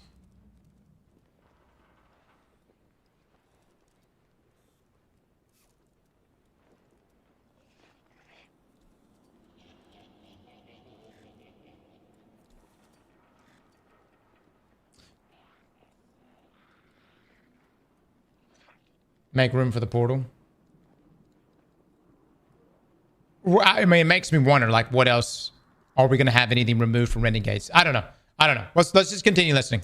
To accommodate things like Contest of Elders, Kel will also be extended to accommodate the Plague Lands, including all 3 Reclaim variants and the Heliostat exotic mission, and a node for the Reef can be added to accommodate things like Contest of Elders, Kel's Vengeance, or Warden of Nothing. It just adds so much more life and vibrance to the game if the director is continually updated. Here's a full shot of what it could look like, and at least in my opinion, Kepler fits right in, and so too do the Dreadnought and the Reef. So now that we've kitted out the director, it's time to dive inside the portal and find out what's changed in my new and improved vision. My idea is simple. The new portal screen features 4 activity categories and 4 singular activity nodes, all on the same page, including Seasonal, Fireteam, Pinnacle, and Endgame Ops categories, then a daily rotating solo op, which could be K1 Logistics, Caldera, or new ones, a weekly Grandmaster Nightfall node, identical to the previous weekly GM Nightfall consisting of exclusively strikes and battlegrounds, a weekly featured Crucible mode, which could be Mayhem, Countdown, etc., then lastly a node for Gambit. This new screen would feature detailed explanations on exactly what each category and focus node entails. Feel free to pause and have a read if you'd like, as well as a new boon selector which will allow you to activate positive modifiers for all featured activities, but more details on this later. I'll leave. Okay, so the focus activities, for instance, like Mayhem, next to me. But we're not saying like you're only going to have the option of choosing just Mayhem for the week of Crucible, right?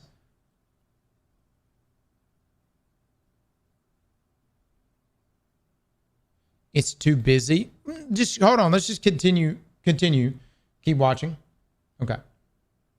The full illustration on screen a little longer for you to fully take it in, but now let's discuss exactly what each node and category entails, starting with Seasonal Ops. Seasonal Ops is a new category that always contains every non-raid and dungeon activity from the newest expansion / current season, and in our case this would include the Civ, Caldera, all Reclaim variants, and the Heliostat exotic mission that drop a mixture of bonus loot and a daily bonus focus. And in my mind, this category would refresh its offerings every 6 months, alongside each new season, and the major update within said season would add its own activities to the mix. This graphic shows a mixture of Reclamation Act 1 activities, including the Civ and Caldera, as well as from Act 2 Ash and Iron, like all 3 Reclaims and Heliostat. This category would also allow the user to toggle between Act 1, Act 2, or all activities within it as a way of having a clean and manageable UI experience. Fireteam Ops returns in its current form and consists of a list of 3 Fireteam Ops that can be farmed for bonus drops and a daily bonus focus, though the key difference to the current iteration of Fireteam Ops we have is that my version now includes 6-player Fireteam activities like Dares of Eternity, the Menagerie, or even Escalation Protocol as seen in this graphic here. Hopes and prayers for those last 2, and also event-limited activities like Haunted Altars, and the selection of activities refreshes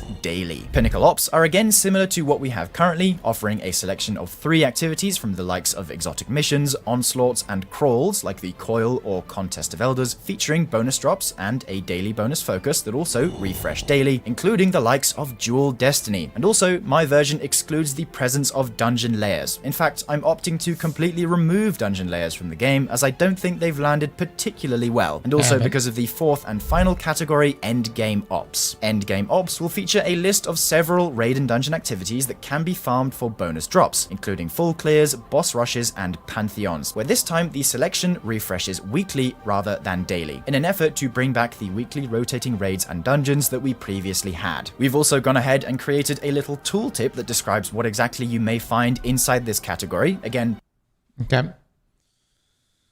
Pantheon, boss rush, full run. Nice.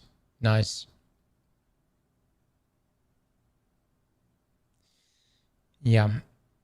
I will say, like, I'm loving what Llama's presenting here. But there's just like a piece of me that just... Like, I understand the purpose of the portal, but now that we're like, you know, with 3 months into this, there's just like a piece of me that just wants to reject it completely. You know what I'm saying? I understand its purpose.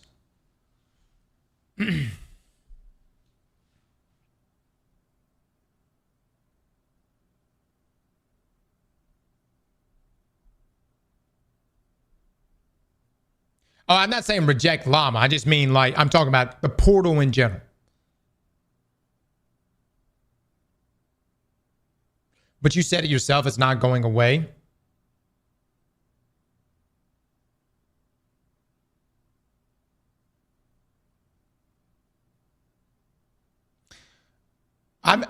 It's not going away for Renegades.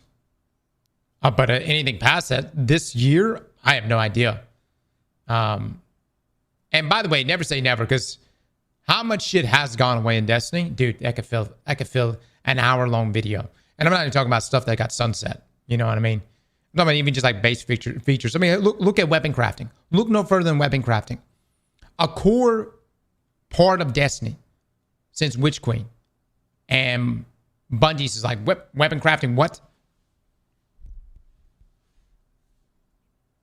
Pause if you want to have a read, and examples include a full run of Sundered Doctrine, epic Ghosts of the Deep, a Root of Nightmares boss rush where you skip encounters 1 and 2 and just focus on the bosses, or a full Rulk Indomitable Pantheon where each of these activities come with various bonus rewards, bonus focuses, and deeply rich customization options. Going a little off track for a second, these additions aren't necessarily to do with the portal, but I still wanted to highlight them because, again, Court has made some fantastic graphics for them. You'll notice that the full run activities have a settings wheel within them, which in our vision would lead to a sub-menu that allows you to, number 1, select your checkpoint, where in this example we have Salvation's Edge starting from the second checkpoint, Herald of Finality, including loot table information on the right-hand side, as well as another menu to configure your feat selection, presenting information about reward quality and more. Again, pause if you need to. Like I said, these systems aren't exactly Portal specific, but still worth highlighting because A, we kinda need them, and B, the graphics are awesome. Alright then, now let's discuss the 4 activity nodes that sit alongside the activity categories, starting with the daily rotate. Look, Court has killed it with the graphics here. And maybe I'm just like burnt out or something. I don't know. I'm sitting there and going, am I going to be enthusiastic about farming a tiered Hezen's Vengeance when I literally just farmed a time loss version of it 3-4 months ago? You know what I mean? Or maybe 4 or 5 months ago. I'm just like, that's just like, am I going to see a Hezen's Vengeance as a drop and go, oh yeah, baby, I'm coming home. We're going to hit Vault, baby. We're going to get that. Because it already felt like we were reforming the same shit anyways when we were going for the time loss version or craftable version. Because we were reforming. We're like in this weird cycle of like rehash, reform, get the weapon back to us again that's slightly tweaked, you know? Oh, it's a terrible cycle, man. Because it just doesn't stop. We're going on years like this.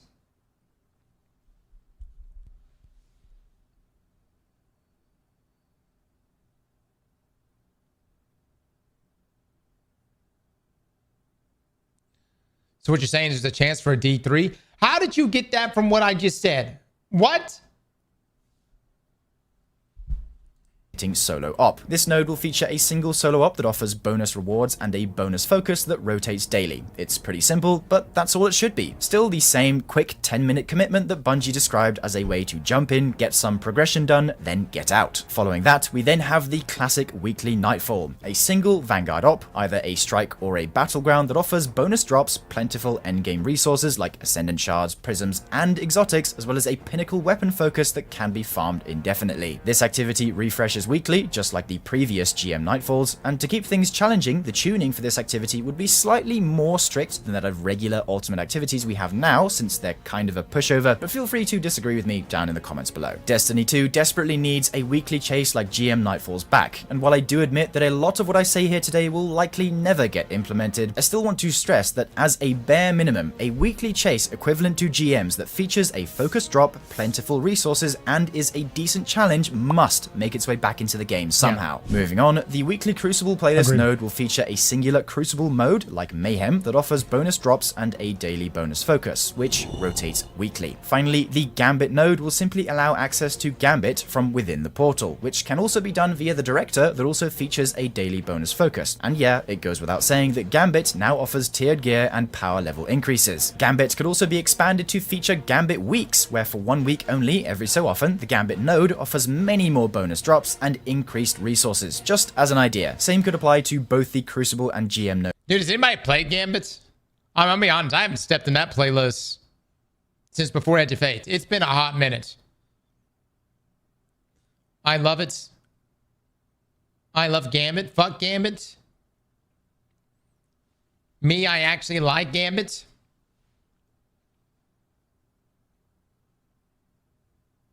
I haven't touched it since Edge of Fate. It's too, kind of like the old double loot, double reputation weeks. I want to be very clear though, all of these activities that rotate in are always accessible, regardless of whether they're featured in the portal or not. You can simply find them on their respective planets or sections within the Director. It's just that when they are featured, they're more worth doing because of that. And side note, if an activity is featured, it will also indicate this on the Director with a clearly defined icon or multiple of them above the relevant destination. For example, this blue icon indicates that a featured activity is present within Savathun's throne world, and upon further investigation we can see that the birthplace of the Vile Strike is currently active within the portal and as such will drop improved rewards. More on this very shortly in the reward section, but that's the general idea. The portal streamlines the experience of finding what's relevant on any given day, but even without interacting with the portal you can still find what's relevant via the Director, and it's glaringly obvious at that. Speaking of featured activities, let's discuss how I'm changing the distribution of rewards in this new version of the portal to make it so it is still worth interacting with and checking what's available. In my version, rewards for activities will behave much like they do now. Any activity that can rotate into the portal, even if it isn't featured on a given day, still drops 2 or 3 powerful rewards upon completion that can simply be accessed from within its destination or location on the Director. But for when it is featured, the activity now offers more completion rewards than it normally does, depending on the activity and category / rotator. For example, the daily solo op will always drop 2 rewards rather than 1 like its worldly counterparts when it is featured. Then for seasonal activities, think Reclaim and Heliostat, currently they both drop 3 and 2 rewards respectively, but in my system they would drop 4 and 3, incentivizing you to try the new stuff and also be rewarded for it, for as long as they remain in the seasonal category. So basically, the seasonal ops tab is generally more rewarding for the duration of a major update / season when compared to similar activities outside of it, again to incentivize playing the new stuff. The same goes for Pinnacle Ops. They would typically have 1 or 2 more completion rewards attached to them if present within the portal on that day, though this also introduces the possibility with things like the Coil, where you could really juice it and give it like 8 completion rewards rather than 4 when it rotates in, to really push people to play it. Furthermore, outside of the portal, all raids and dungeons can be completed once per week for an offering of +3 gear for each encounter completion, including an additional full clear bonus chest and bonus focus. However, the key distinction is that the selection of rad content within the endgame ops category and the newest raid or dungeon can be farmed indefinitely rather than just once, also for +3s, including the bonus focuses, weekly tier upgrade challenges, and so on. Here's some more examples like Last Wish, with indicators that make it abundantly clear it's farmable and currently featured. Same goes for Vow of the Disciple, including a bonus focus for submission, or Warlord's Ruin, with a bonus focus for the Goat Indebted of kindness. The power grind can also be extended to literally anything. I personally think it could be awesome to have things like complete 10 patrols on the Cosmodrome and receive a powerful drop for every 2 that you do, complete Pale Heart overthrows for powerfuls, dual Destiny class items drop as powerful, and many more such cases. The ultimate goal is that you can play your way, but the portal still offers a more efficient weekly and seasonal path. Another important factor that will 100% reinvigorate the reward chase is adding activity-exclusive rewards. Think strike-specific loot, but more so in the form of curated roles like back in the day, for each activity that rotates into the portal. But the catch is, you can't earn this special drop unless the activity is featured. Imagine that Caldera offered a special version of Giver's Blessing with a really low drop chance that came with attrition orbs in the left column and a second selectable origin trait, something like nanotech tracer missiles, that you could only get from this activity only when it's featured. Any other version of the gun obtained elsewhere won't have this special role ever, which I personally think is a pretty good idea. Now, I know that yes,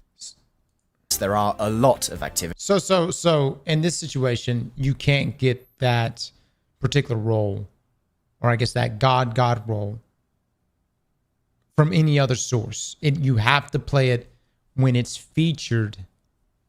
Okay. How do we feel about that?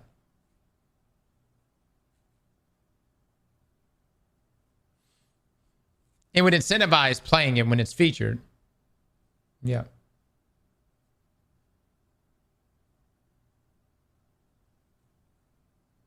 Isn't that just curated roles?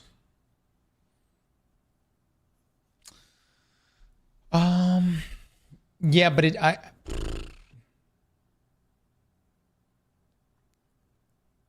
to me it's like a shiny role, but without but only having it drop from that specific feature playlist.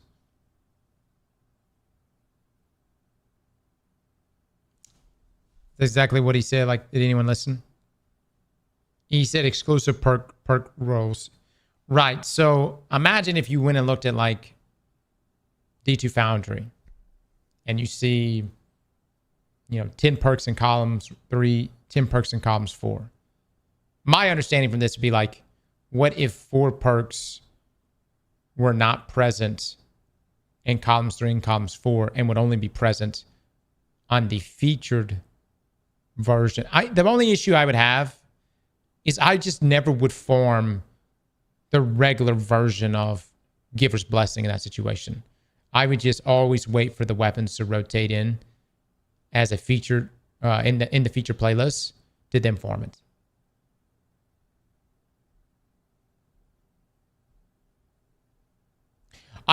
But it exactly does what he says it would do, which will incentivize people to play the feature playlist.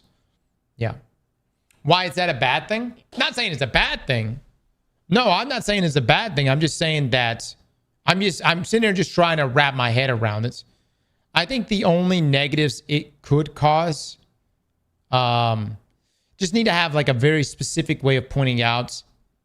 Because, for instance, if somebody's looking at Giver's Blessing and they see the role Attrition Orbs Kinetic Tremors and they're like, I want this role. I'm going to set out today and I'm going to farm Giver's Blessing for the next 12 hours. There needs to be something that indicates you will never get that role, as that role does not exist in the Kepler loot pool. You have to do it in the featured playlist. You know what I'm saying? That would be the only negative. It's just people being confused. Okay, what perks exist in the role drop version versus the feature playlist version? But that would be communicated. This is the Destiny player base.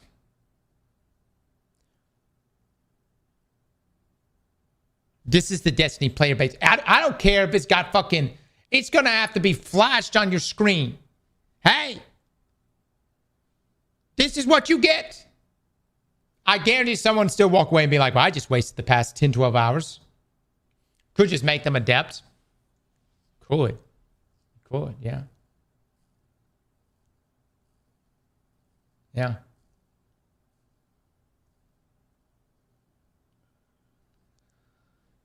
This is a good idea, but I think rather than eliminate perks to weekly focus, you instead limit the amount of perks you get on a gun. Like normal drops 1-2 perks per column, and featured is 2 to 3 perks per column. Oh, okay.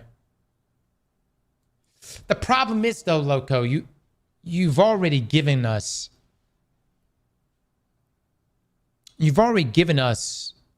the keys to in-game loot. You know where I'm coming from? Like, you've given us the good shit. You've given us 3 traits per column plus 2 origin traits. You can't take it back now. You know what I mean? Like, because then everybody's gonna be like, what the fuck? Why are you taking this shit away from me, Bungie?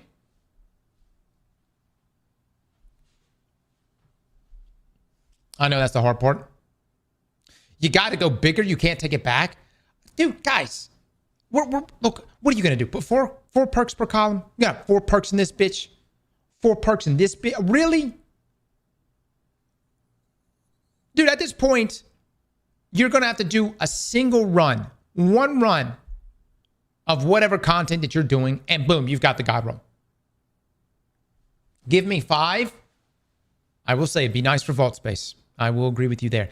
But you do 1 fucking run, you've got the god roll. I'm serious, guys. We're already good. Look, all of this sounds really, really good, but this is coming back to one of the core problems. We all got the god rolls. I don't know about y'all, and I know people are gonna be like, "Oh wow, Mr. Streamer, way to talk about how much loot you have." But guys, there is no fighting for a god roll. There is no flexing. I look at a guy and I'm like, look at my giver's blessing. And he pulls out 3 just like it. Just like it. Now, I know you may be saying, but Cross, be happy for thy neighbor. Fuck my neighbor. I want loot to be better than his loot. I want to look at my loot and say, I have this shit and you don't have it. There ain't none of that no more.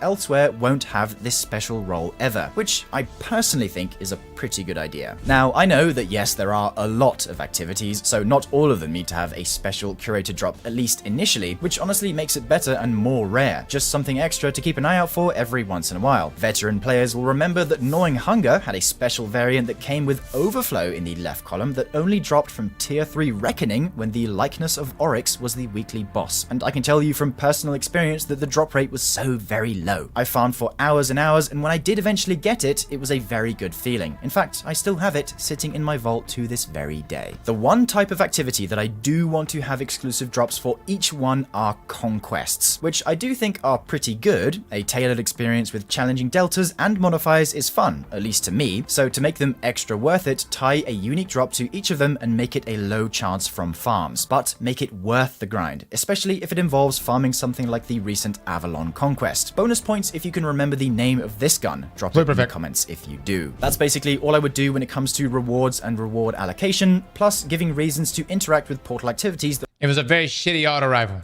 Rotate in and out. And I'll would I farm for it still? Maybe, I don't know. Reiterate the main point, you should still have the ability to play essentially anything you want and gain power from it. Most importantly, raids and dungeons. And you can still launch any activity that isn't featured in the portal on any given day and still get power and tiered gear from it. However, if you decide to play the featured activities instead, you'll receive a greater quantity of rewards as well as a low chance at a super special drop that can only be farmed when the given activity is featured. The last part of my rework concerns a selection of key quality of life improvements that I believe would make the experience of interacting with the portal a whole lot smoother, with the first major change being the removal of the ability to choose your own modifiers. A little bit dramatic, I know, but stick with me here. While yes, it does sound nice in theory to be able to tailor the activities to your preferences, it ultimately leads to choosing the same 4 or 5 modifiers for every single activity that secures the path of least resistance when it comes to ensuring score and reward quality, which also adds yet another step in between choosing said activity and actually launching it, which is especially demoralizing on update days with new content where you want to just jump straight in and get some gear, but your excitement is immediately halted because you need to rack your brain about which modifiers to use and so on.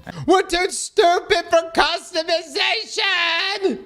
and as such, the feature needs to go. My system takes us back to pre-selected modifiers that, for the sake of variety, rotate on a weekly or daily basis depending on the activity or node, and while we're at it, let's remove the scoring system too, and instead tie the quality of the rewards we get to the actual difficulty of the activity itself. Activity difficulty selection should be simple to understand and simple to apply, and I just know that I would much prefer having it so higher difficulties, like Ultimate, always drop tier 5s, and easier difficulties, like Expert or Master, always drop lower tiered gear, though still have a small chance to improve the tier up to a tier 5. I'm still a believer that each unique difficulty should be locked behind power progression though, so higher tier gear remains being tied to power in a way, but more so to unlock the method of getting them. Speaking of power, in an effort to retain some level of activity customization and reward players who climb to higher power levels, I want to propose— Wow, so skill-based loot?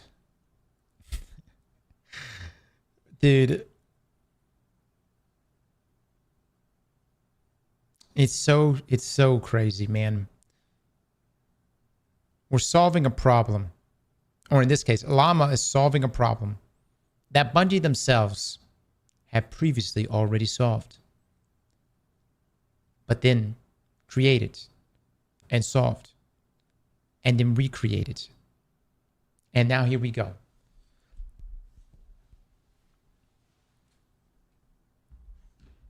Such a complex system, skill equals loot. Look, man, if y'all want to make the game super casual, I don't give a fuck no more. I really don't. Make it super casual. Hell, if I only have to play 2-3 hours a week and I can have tier 5s, cool, man. I'll go play Arc Raiders. It already is. The apathy is set in. Look, hold on. If it improves the numbers, okay, you guys are saying that Destiny is super casual right now. Hold on. Let me go look at the numbers. And by the way, we can't judge it just yet. Where we at? Where we at on Steam charts?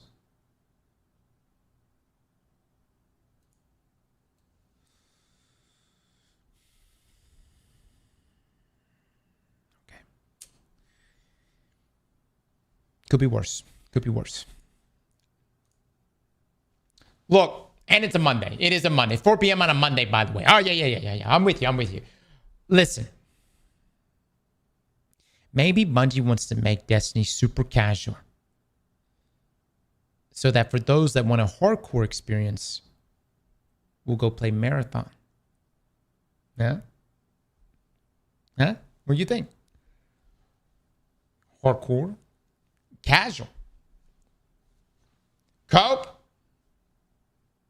Pose a solution that achieves both the goal of increased player agency and reduced friction when launching a given activity. Enter the Boon Selector. The Boon Selector is a new submenu within the portal that unlocks once you hit power level 470, aka around the point you're comfortably into your ultimate difficulty activities, that now allows you to permanently choose a selection of 3 positive modifiers that will always be applied to any portal activity you play, disregarding Crucible. Furthermore, because we remove the scoring system, these positive modifiers don't negatively affect your rewards in any shape or form, and simply allow you to gain combat advantages or have some more fun in whatever activity you play, including raids and dungeons, by the way. For example, your loadout could consist of something like Solar Surge, Grappler, and Brawler to fully enhance a Solar Titan Bonk Hammer build to the absolute extreme, and other more recent modifiers like the Plasma Accelerant from Reclaim that grants permanent Amplified and Radiant, or the Ionic Recharger that makes your bolt charge detonations super juiced and create a landfall explosion could also be moved into this menu, alongside event modifiers too, like for Solstice or Festival of the Lost. I think this would be an awesome way of rewarding players who climb to higher power levels, and again, it's only applicable to activities featured in the portal. Lastly, matchmaking. Make matchmaking— I really like the Dreadnought boons.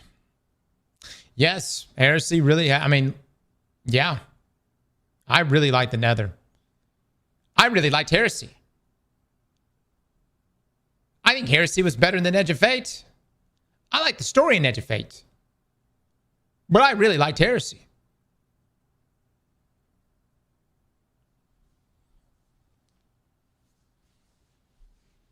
Right now, we're just... Oh, my God. No, this is a great video by Llama, and he's giving out some great suggestions, but I'm going to be honest, guys. if Bungie, I just turn back time. Let's just go back. See, this is what happens. So many people said they hated the seasonal system. And what do we have? No story. They hated the grid system. What do we have? The portal. And no content, by the way. Let's just go back.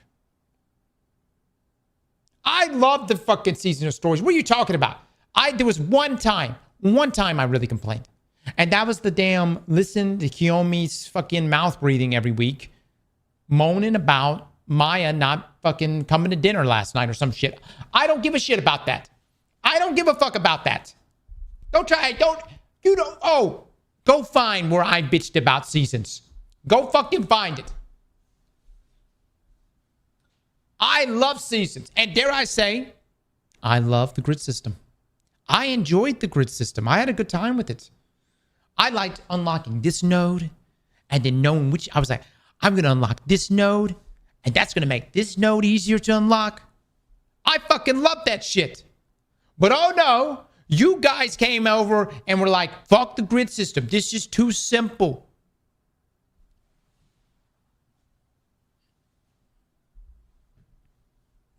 Yeah, that's right. Drip feed is better than no feed. And that's where we are. No feed.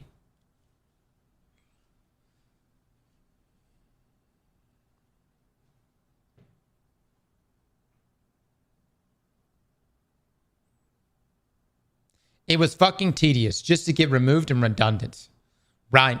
I know. Tedious content is way, way worse than no content. I'll take no content any day. If you fucking tedious content or no content, I'm going to go with no content every damn time. Way fucking better. Available for all activities except dungeons and raids. There's no excuse for any other activity, regardless of difficulty, to not have matchmaking. It's not that deep, and again, I think they just need to turn on for the whole game, raids and dungeons included. I think they just need to full send that shit. We're at that point. You're either going to figure it out or you're not. And look, you get in with the raid squad. I would say this. If you just match made and you happen to get in with the raid squad, there's probably going to be one person in there that you resonate with. You know what I mean? And that's okay. That's one person that you can add after the fact. And you guys can group up for future endeavors.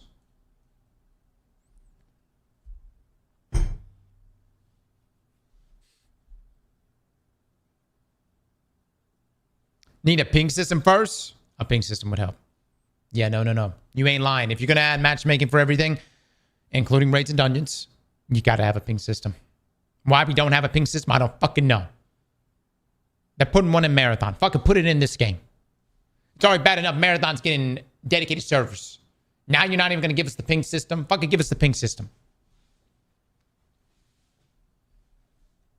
Removes another barrier to entry. It's quality of life things like this that I truly think would make the Portal an unstoppable, world-class support system that I'm certain was what Bungie always intended. It's just unfortunate that they've had so many stumbles along the way, but that's what they've got us for. I believe nothing can stop a passionate enough community, and I hope that what you've seen in today's video proves that. To conclude, let's do a quick recap of the important topics. Let me say, Llama's a good dude, man. Llama's a good dude. The Portal should become a system that focuses on weekly, daily, and seasonal bonus activities where everything else in the game can still offer power as well, especially raids and dungeons. However, the Portal itself features exclusive and more plentiful rewards, as well as custom experiences like boss rushes and pantheons, and a unique positive modifier selection system that serves only to round out builds and enhance the fun factor, instead of causing unnecessary headaches and time wasting. The rest of the game outside of the Portal can still be grinded for power and progression, as well as offering tiered gear, relevant resources, and matchmaking. There's is still a clear highlight on newer content within the seasonal ops category, and the director is restored to its former glory as the homepage of the game. And with that, we've come to the end of the video. I really hope you enjoyed this one, as it's taken a huge amount of time and effort to produce. Again, massive shout out to Court for creating such amazing concept images and carrying the aesthetic of the video. And if any of you consider supporting further through super thanks or simply sharing with your friends or community, we seriously appreciate you. Also, I'd love to hear your own thoughts on whether you agree or disagree with the points brought up here today and about how you would personally improve the portal. Please make yourself heard down in the comments below. Finally, I want to stress that despite things being rough right now, I truly believe that Destiny can bounce back and flourish into something greater. Call it delusion, call it passion, call it whatever you want, but one thing's for certain: if we face the negatives with constructive and thoughtful criticism, I believe that we as a community can truly make a difference and guide the game to where we ultimately want it to be. Thank you for watching, and I'll see you in the next one. Bye for now, dear viewer. Great video. Thank you, Llama. Look, man.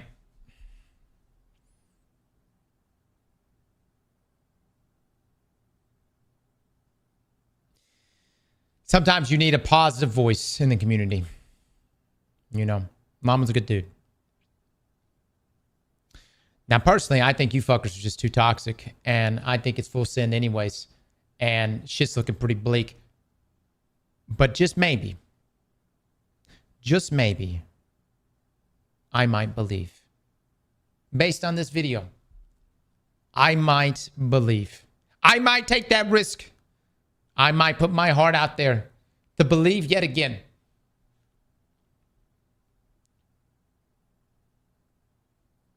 Flaming, thank you so much, man. Riven with 1,000 bits had a strong foundation for Destiny, but instead of saying the house is old, but the foundation is solid, so let's tear down the house and build a new one instead, they were like, let's tear down the house and the foundation and completely build a new foundation and house and hope they like it. Yeah.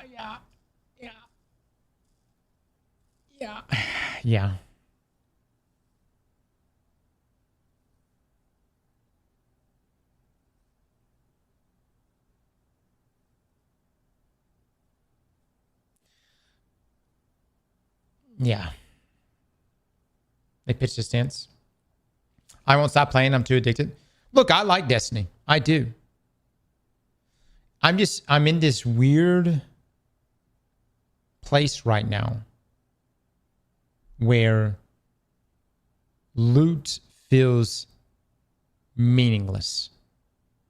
And like, exotics had already felt very meaningless to me for a very long time. Now that is overtaking all of the loot in the game. It just feels meaningless to me. I tell you, like, for like a week or something, I'm really happy to have a god roll of something. And then that's it.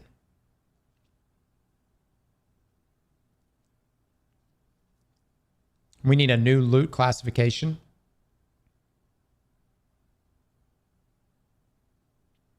It's because Bungie's catered to the players that have the mindset of I paid for it, so I deserve it.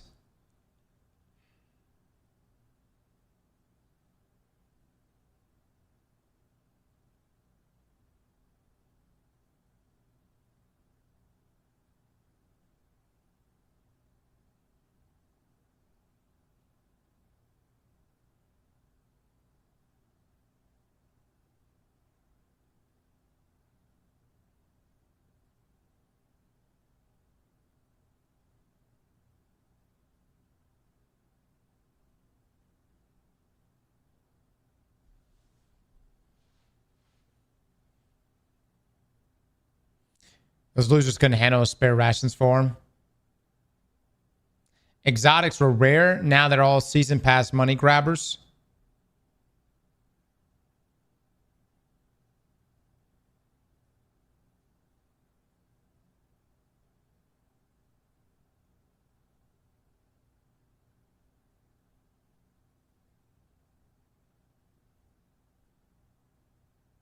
They broke the illusion with Tier 5 Chase. We were nearing the breaking point with Final Shape.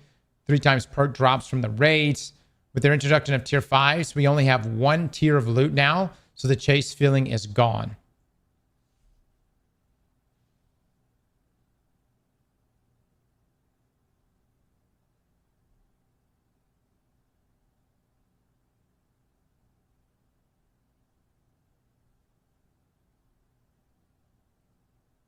I think the game has been out for so long. Exotics aren't rare anymore. Everyone has every exotic. We just don't get that many exotics to begin with, guys. You know what I mean? Like when you think about season to season, or in this case, the 2 expansions we get per year, we just don't. Go look at Forsaken and look at how many exotics we got in Forsaken. It was so fucking many. And then look at how many exotics we get now. And most of them are like direct source. So, do the legendary campaign. Buy the season pass. Play the exotic mission.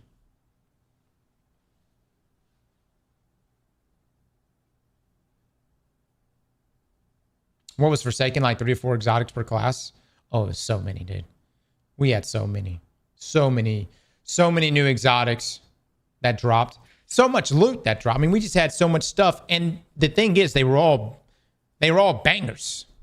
I remember the first time I got Ursa Furiosa and I, popped banner inside of PvP, dude. I got my super back immediately. Shards was going crazy.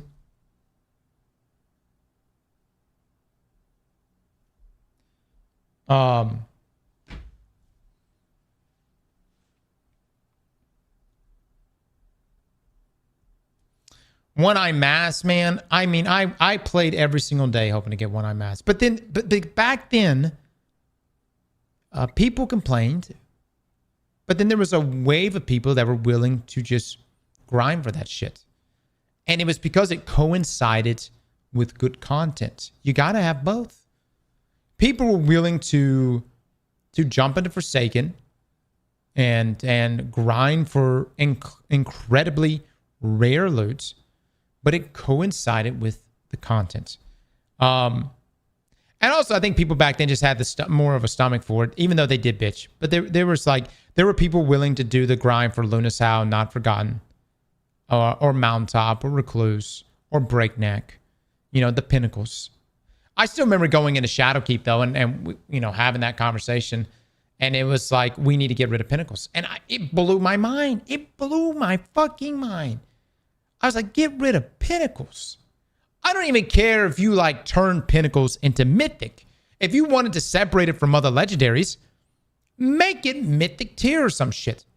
But to get rid of pinnacles, you're talking about the primary source that had people farming core playlists.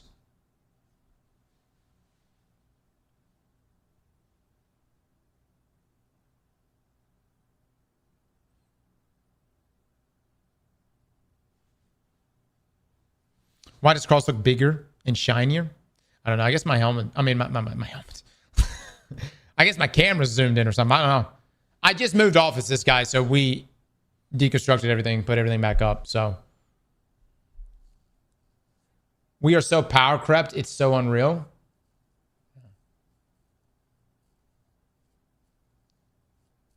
They should make the requirements harder rather than more tedious.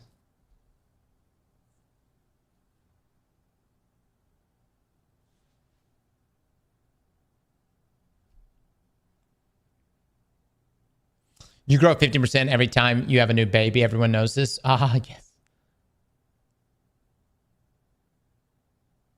Yeah.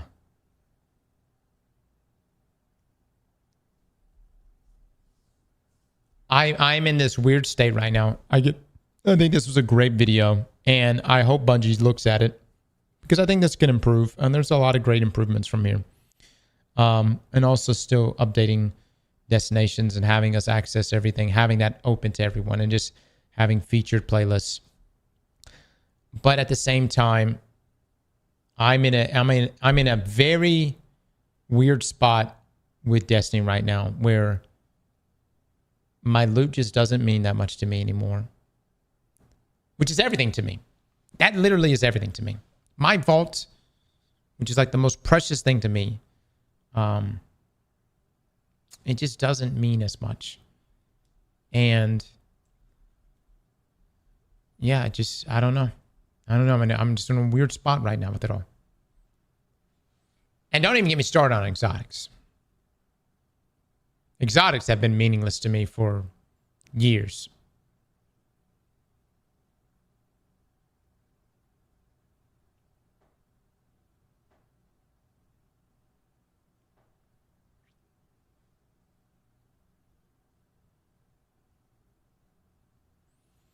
When we have to dismantle things for room, it burns us out faster. Did the baby come already? Yeah. Yeah, the baby came last week, guys. Came last week.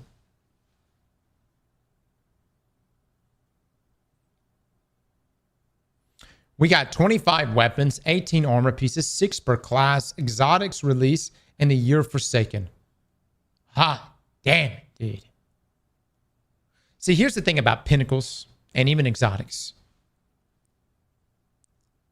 You got to have someone think tanking that shit. That's the real reason why I think pinnacles got rid of. People would say, well, it's because of power crept or whatever else. Maybe. I'm sure that was their reasoning. The other problem is just having someone constantly thinking up something else that could be a potential juicer. Across its over delivery. Yeah. Jobu with the 37 months. Thank you so much. Chubby, that's the plan, man. That's the plan. They used to give away a new exotic per class per season. Forsaken was almost 10 years ago. Let it go. Mods, you see Wind? Wind, I might be coming off the back of my son being born. But if you think I will spare you from this goddamn stream, think again. Jobu with the 37 months. Thank you so much. You can unban him. Yeah, you can unban him. Look, man, Forsaken's the benchmark for me. That's all. That's all. You back then, you didn't have to talk us into playing Destiny. Brother, we were obsessed with it. We woke up every day. We jumped in this thing. We played constantly. And some people go, but Cross, could you just be burnt out right now? As someone who played RuneScape every single day of his life, okay, I marry my games and I will play them. I will let everything else in my life fall apart, all right? But I will still log in every single day and grind it if it is a good game. Right now, Destiny is in this weird state where it's a very fun game to play still. Like, I love putting a build together. I love jumping into content. I'm enjoying Festival. But the things that gave Destiny meaning to me have really fallen apart. And I think Edge of Fate has really put a spotlight on those things.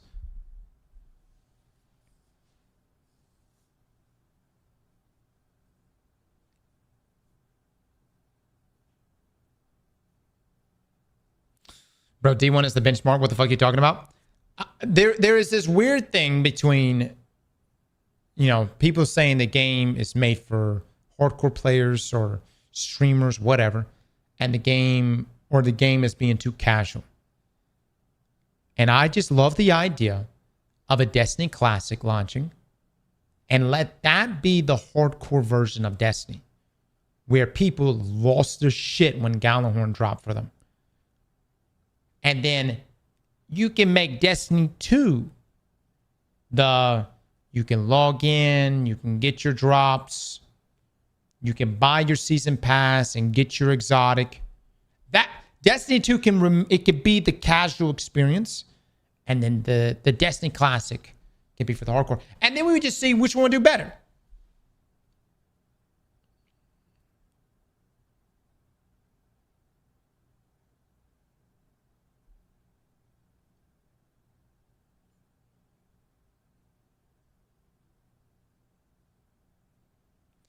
Was Forsaken loot better because we came from static rolls? I mean, that definitely had a lot to do with it for sure, because it wasn't static rolls, it was random rolls. Yeah. But Forsaken loot was just banging because we got the new subclass nodes. Many of them synergize with those subclass nodes. And then many of them were just juice, man. Like when you look at One Eye Mass, I shit you not, guys. Pre-nerfed one eye mass, you could 1v6 a team. You could go in there. Once you got the tracking going and you got overshields rolling, you could 1v6 a team.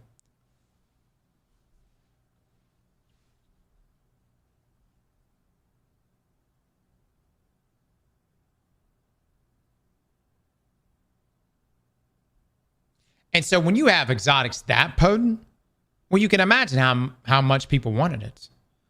Oh, I played every single day praying for that thing to drop for me. Pre-nerf Ursa and PvP was insane. Yeah. Destiny 1's best thing was mystery and everything. The joy of exploring was unmatched. Yeah, and I would say that's what's happened with Destiny 2 so far. It's like, there's just... Man, a lot of the game has been solved. You know what I mean? We're just building systems upon systems, rehashing old systems, reforming old loots with a splash of some new stuff, but it's not that many new stuff. It's you know. And I know a lot of people would be like, but Cross, what about the seasonal model? That's still a better alternative than no content.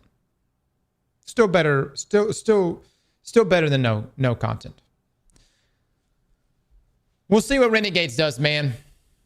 I guess the poll I want to do right now is, do you think Renegades is going to solve a lot of these issues?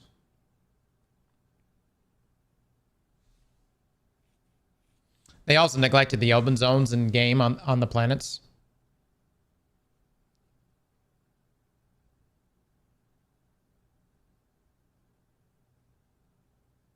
Damn, man.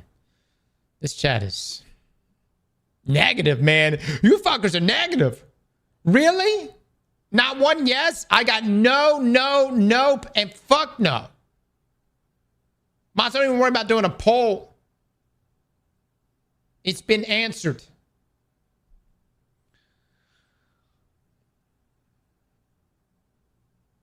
Dude.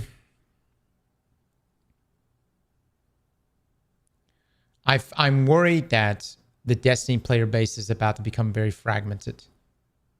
You got PvP players and some PvE players that are going to be moving over to Arc Raiders.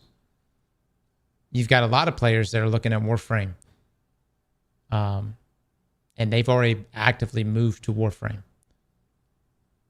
And yeah, man, it's just like the people that tune in to streams or YouTube videos are literally folks that are not actively playing Destiny. They literally just tune in like, hey, that shit dead yet? Okay, I'm going to check back next month. I get that comment so much. People are just like tuning in, just be like, oh, you guys still, okay, all right. I just want to see if Destiny's good again or not. I'll check back in another 30.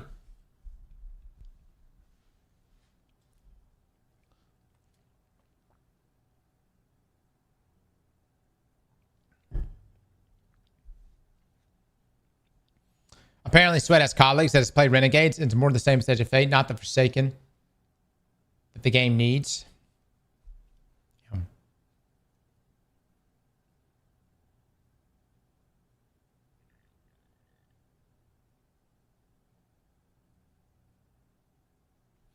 You call us negative for saying that Renegades won't solve shit? Do you think otherwise? There will always be right at the bottom of my ball sack, just this small picogram of copium. Hoping and praying that Bungie gets their shit together. Okay? I no matter what, no matter how much time goes by, there will always just be just something there. Hoping that things will improve.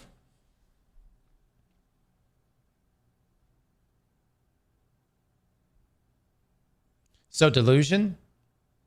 I guess a little bit. And then the other side of things is like, is Star Wars, you know, enough of a pool to save this shit? I don't know.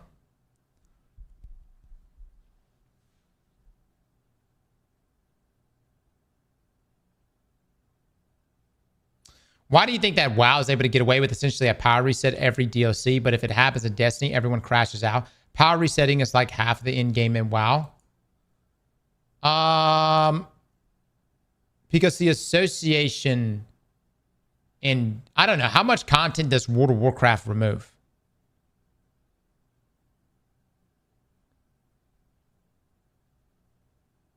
And how much new content do they add? And also, what's the frequency? None. There's a huge association in Destiny with resetting and removal. That's a terrible association. And then the amount of new content that does fill that void is just not as substantial as people would like, or that I would like.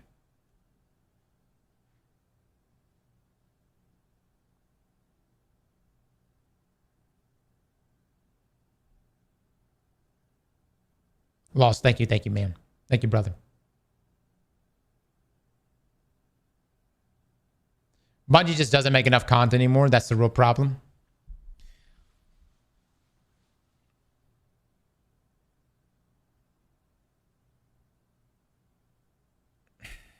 Yep.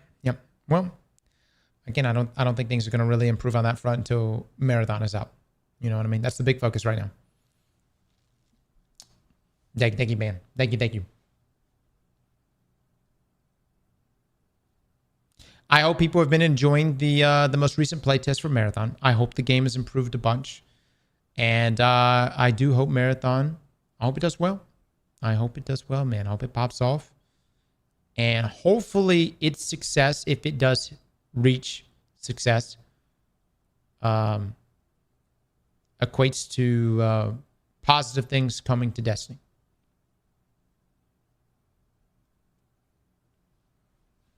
It's better than Arc Raiders, for real. For real.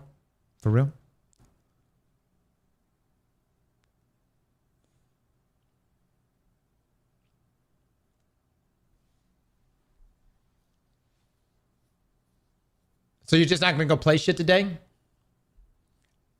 See, that's the thing about Destiny. Play what? Will I play it this week? Sure.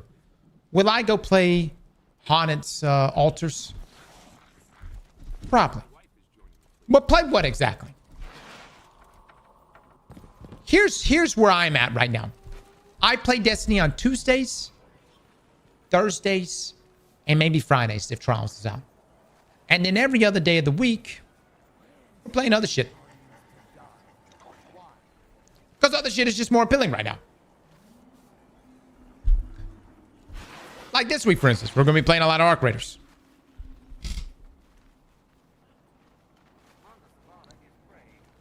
You have no interest in finishing Conquest? Oh, I'll finish them, but I'm not in a rush right now. We'll probably do build battles. You know what I mean? I'm going to be honest, guys. If we didn't have build battles, I'd be so fucking bored. At least that gives us something to do. Arc Raiders is good. Go back to Path of Exile. Fuck, man. I do, man. I'm going to get on PoE so bad. Get Ascended?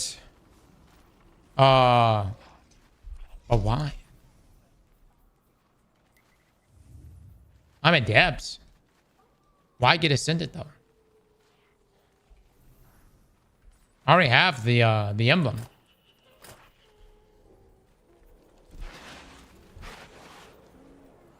Mega Bonk is so fucking good, dude.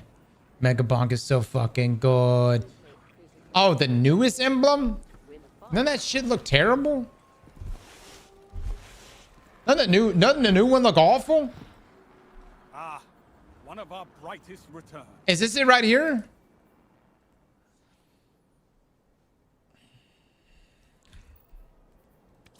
Careful with that. I'd be right there with you. I mean, I might get it just to have it, I suppose. New one's trash. I think that's the new one. Do we know more about the cube? No, but we will be playing it at some point. And I'm looking forward to sharing. Play Duck Off one of the days. Oh, I am. Guys, I'm probably not going to be on much longer. I'm getting messages. I need to go help out with the kiddo. I will say that I'll get the lighting in here fixed. Everyone is pointing out today that the camera is too zoomed in, that this stream has way too much forehead. We will correct that. I'll be back again tomorrow. We'll have our normal reset day. And as we get closer to Thursday, I'll be dropping some content on Arc Raiders.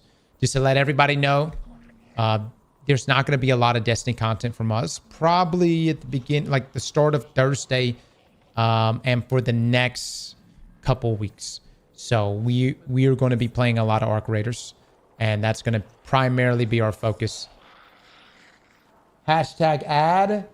Ray, are you shitting me right now? You want me to play this Halloween event instead of Arc Raiders for the next 2 goddamn weeks? Are you fucking with me right now? You want me to go sit inside of haunted altars for the next 2 weeks instead of playing Arc Raiders? Then this man leaves all next week. I am gone next week, yeah. Oh, yeah, we are gone next week. Which really fucking sucks, dude. Why is this family trip got to be right now? Huh? Why? You couldn't... The family couldn't arrange the trip to be at another time? Why got to be next week? Arc Raiders is rolling out this fucking Thursday. You planned it? No, the family planned it. I don't plan shit.